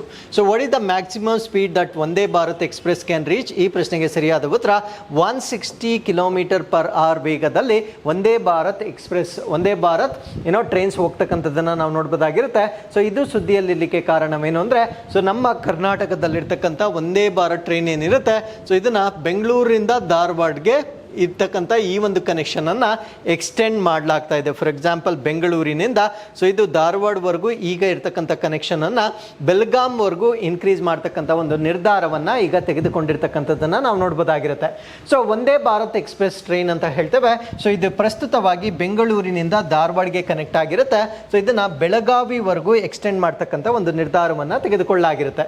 So the journey from Bengaluru to Belagavi will take approximately 7 hours 45 minutes. So ಪ್ರಸ್ತುತವಾಗಿ ಬೆಂಗಳೂರಿನಿಂದ ಬೆಳಗಾವಿಗೆ ಟ್ರಾವೆಲ್ ಮಾಡಬೇಕಾಗಿದ್ರೆ 7 ಗಂಟೆ 45 ನಿಮಿಷಗಳನ್ನು ತೆಗೆದುಕೊಳ್ಳಲಾಗುತ್ತೆ. ಸೊ ಈ ಒಂದು metro, I mean to say ಈ ಟ್ರೈನನ್ನು ನಾವು ಇಂಟ್ರಡ್ಯೂಸ್ ಮಾಡಿದ್ರೆ 2 ಗಂಟೆಗಳ ಕಾಲ ನಾವು ಹೆಚ್ಚಾಗಿ ಅಲ್ಲಿ ಫಾಸ್ಟಾಗಿ ನಾವು ವಿಸಿಟ್ ಮಾಡ್ಬೋದಾಗಿರುತ್ತೆ. ಸೊ ಇದರಿಂದ ಕನೆಕ್ಟಿವಿಟಿ ಜಾಸ್ತಿ ಆಗುತ್ತೆ ಬೆಂಗಳೂರಿನಿಂದ ಬೆಳಗಾವಿವರೆಗೆ. ಸೊ ಇದರಿಂದ ಎಕನಾಮಿಕ್ ಆಕ್ಟಿವಿಟೀಸ್ ಕೂಡ ಹೆಚ್ಚಾಗುತ್ತೆ ಅಥವಾ ಆರ್ಥಿಕ ಚಟುವಟಿಕೆಗಳಿಗೆ ಬೂಸ್ಟ್ ಆಗ್ತಕ್ಕಂಥದ್ದನ್ನು ಈ ಒಂದು ಟ್ರಾನ್ಸ್ಪೋರ್ಟೇಷನ್ ಇಂದ ನಾವು ನೋಡಬಹುದಾಗಿರುತ್ತೆ. ಸೊ ಈ ಒಂದು ಟ್ರೈನನ್ನು ನಾವು ಒಂದೇ ಭಾರತ್ ಎಕ್ಸ್ಪ್ರೆಸ್ ಅಂತ ಕರಿತೇವೆ. ಸೊ ಇದಕ್ಕೆ ಇನ್ನೊಂದು ಹೆಸರು ಕೂಡ ಇದೆ, ಟ್ರೈನ್ 18 ಅಂತ ಕೂಡ ಕರೀತಾರೆ. ಸೊ ಇದನ್ನು ಡೆವಲಪ್ ಮಾಡಿರ್ತಕ್ಕಂಥವ್ರು ಇಂಡಿಯನ್ ರೈಲ್ವೇಸ್. ಸೊ ಇದು ಯಾವ ಟೈಪ್ ಅಂದರೆ ಸೆಮಿ ಹೈ ಸ್ಪೀಡ್ ಟ್ರೈನ್ ಅಂತ ಇದಕ್ಕೆ ನಾವು ಕರೀತಕ್ಕಂಥದ್ದು. ಸೊ ಅದಾದಮೇಲೆ ಇದರ ಸ್ಪೀಡ್ ಎಷ್ಟಿರುತ್ತೆ ಅಂದರೆ 160 km/h ಸ್ಪೀಡ್ನಲ್ಲಿ ಇದು ಚಲಿಸುತ್ತೆ. ಸೊ ಇದರ ಡಿಸೈನನ್ನು ನಾವು ಏರೋಡೈನಮಿಕ್ ಡಿಸೈನ್ ಅಂತ ಹೇಳ್ತೇವೆ.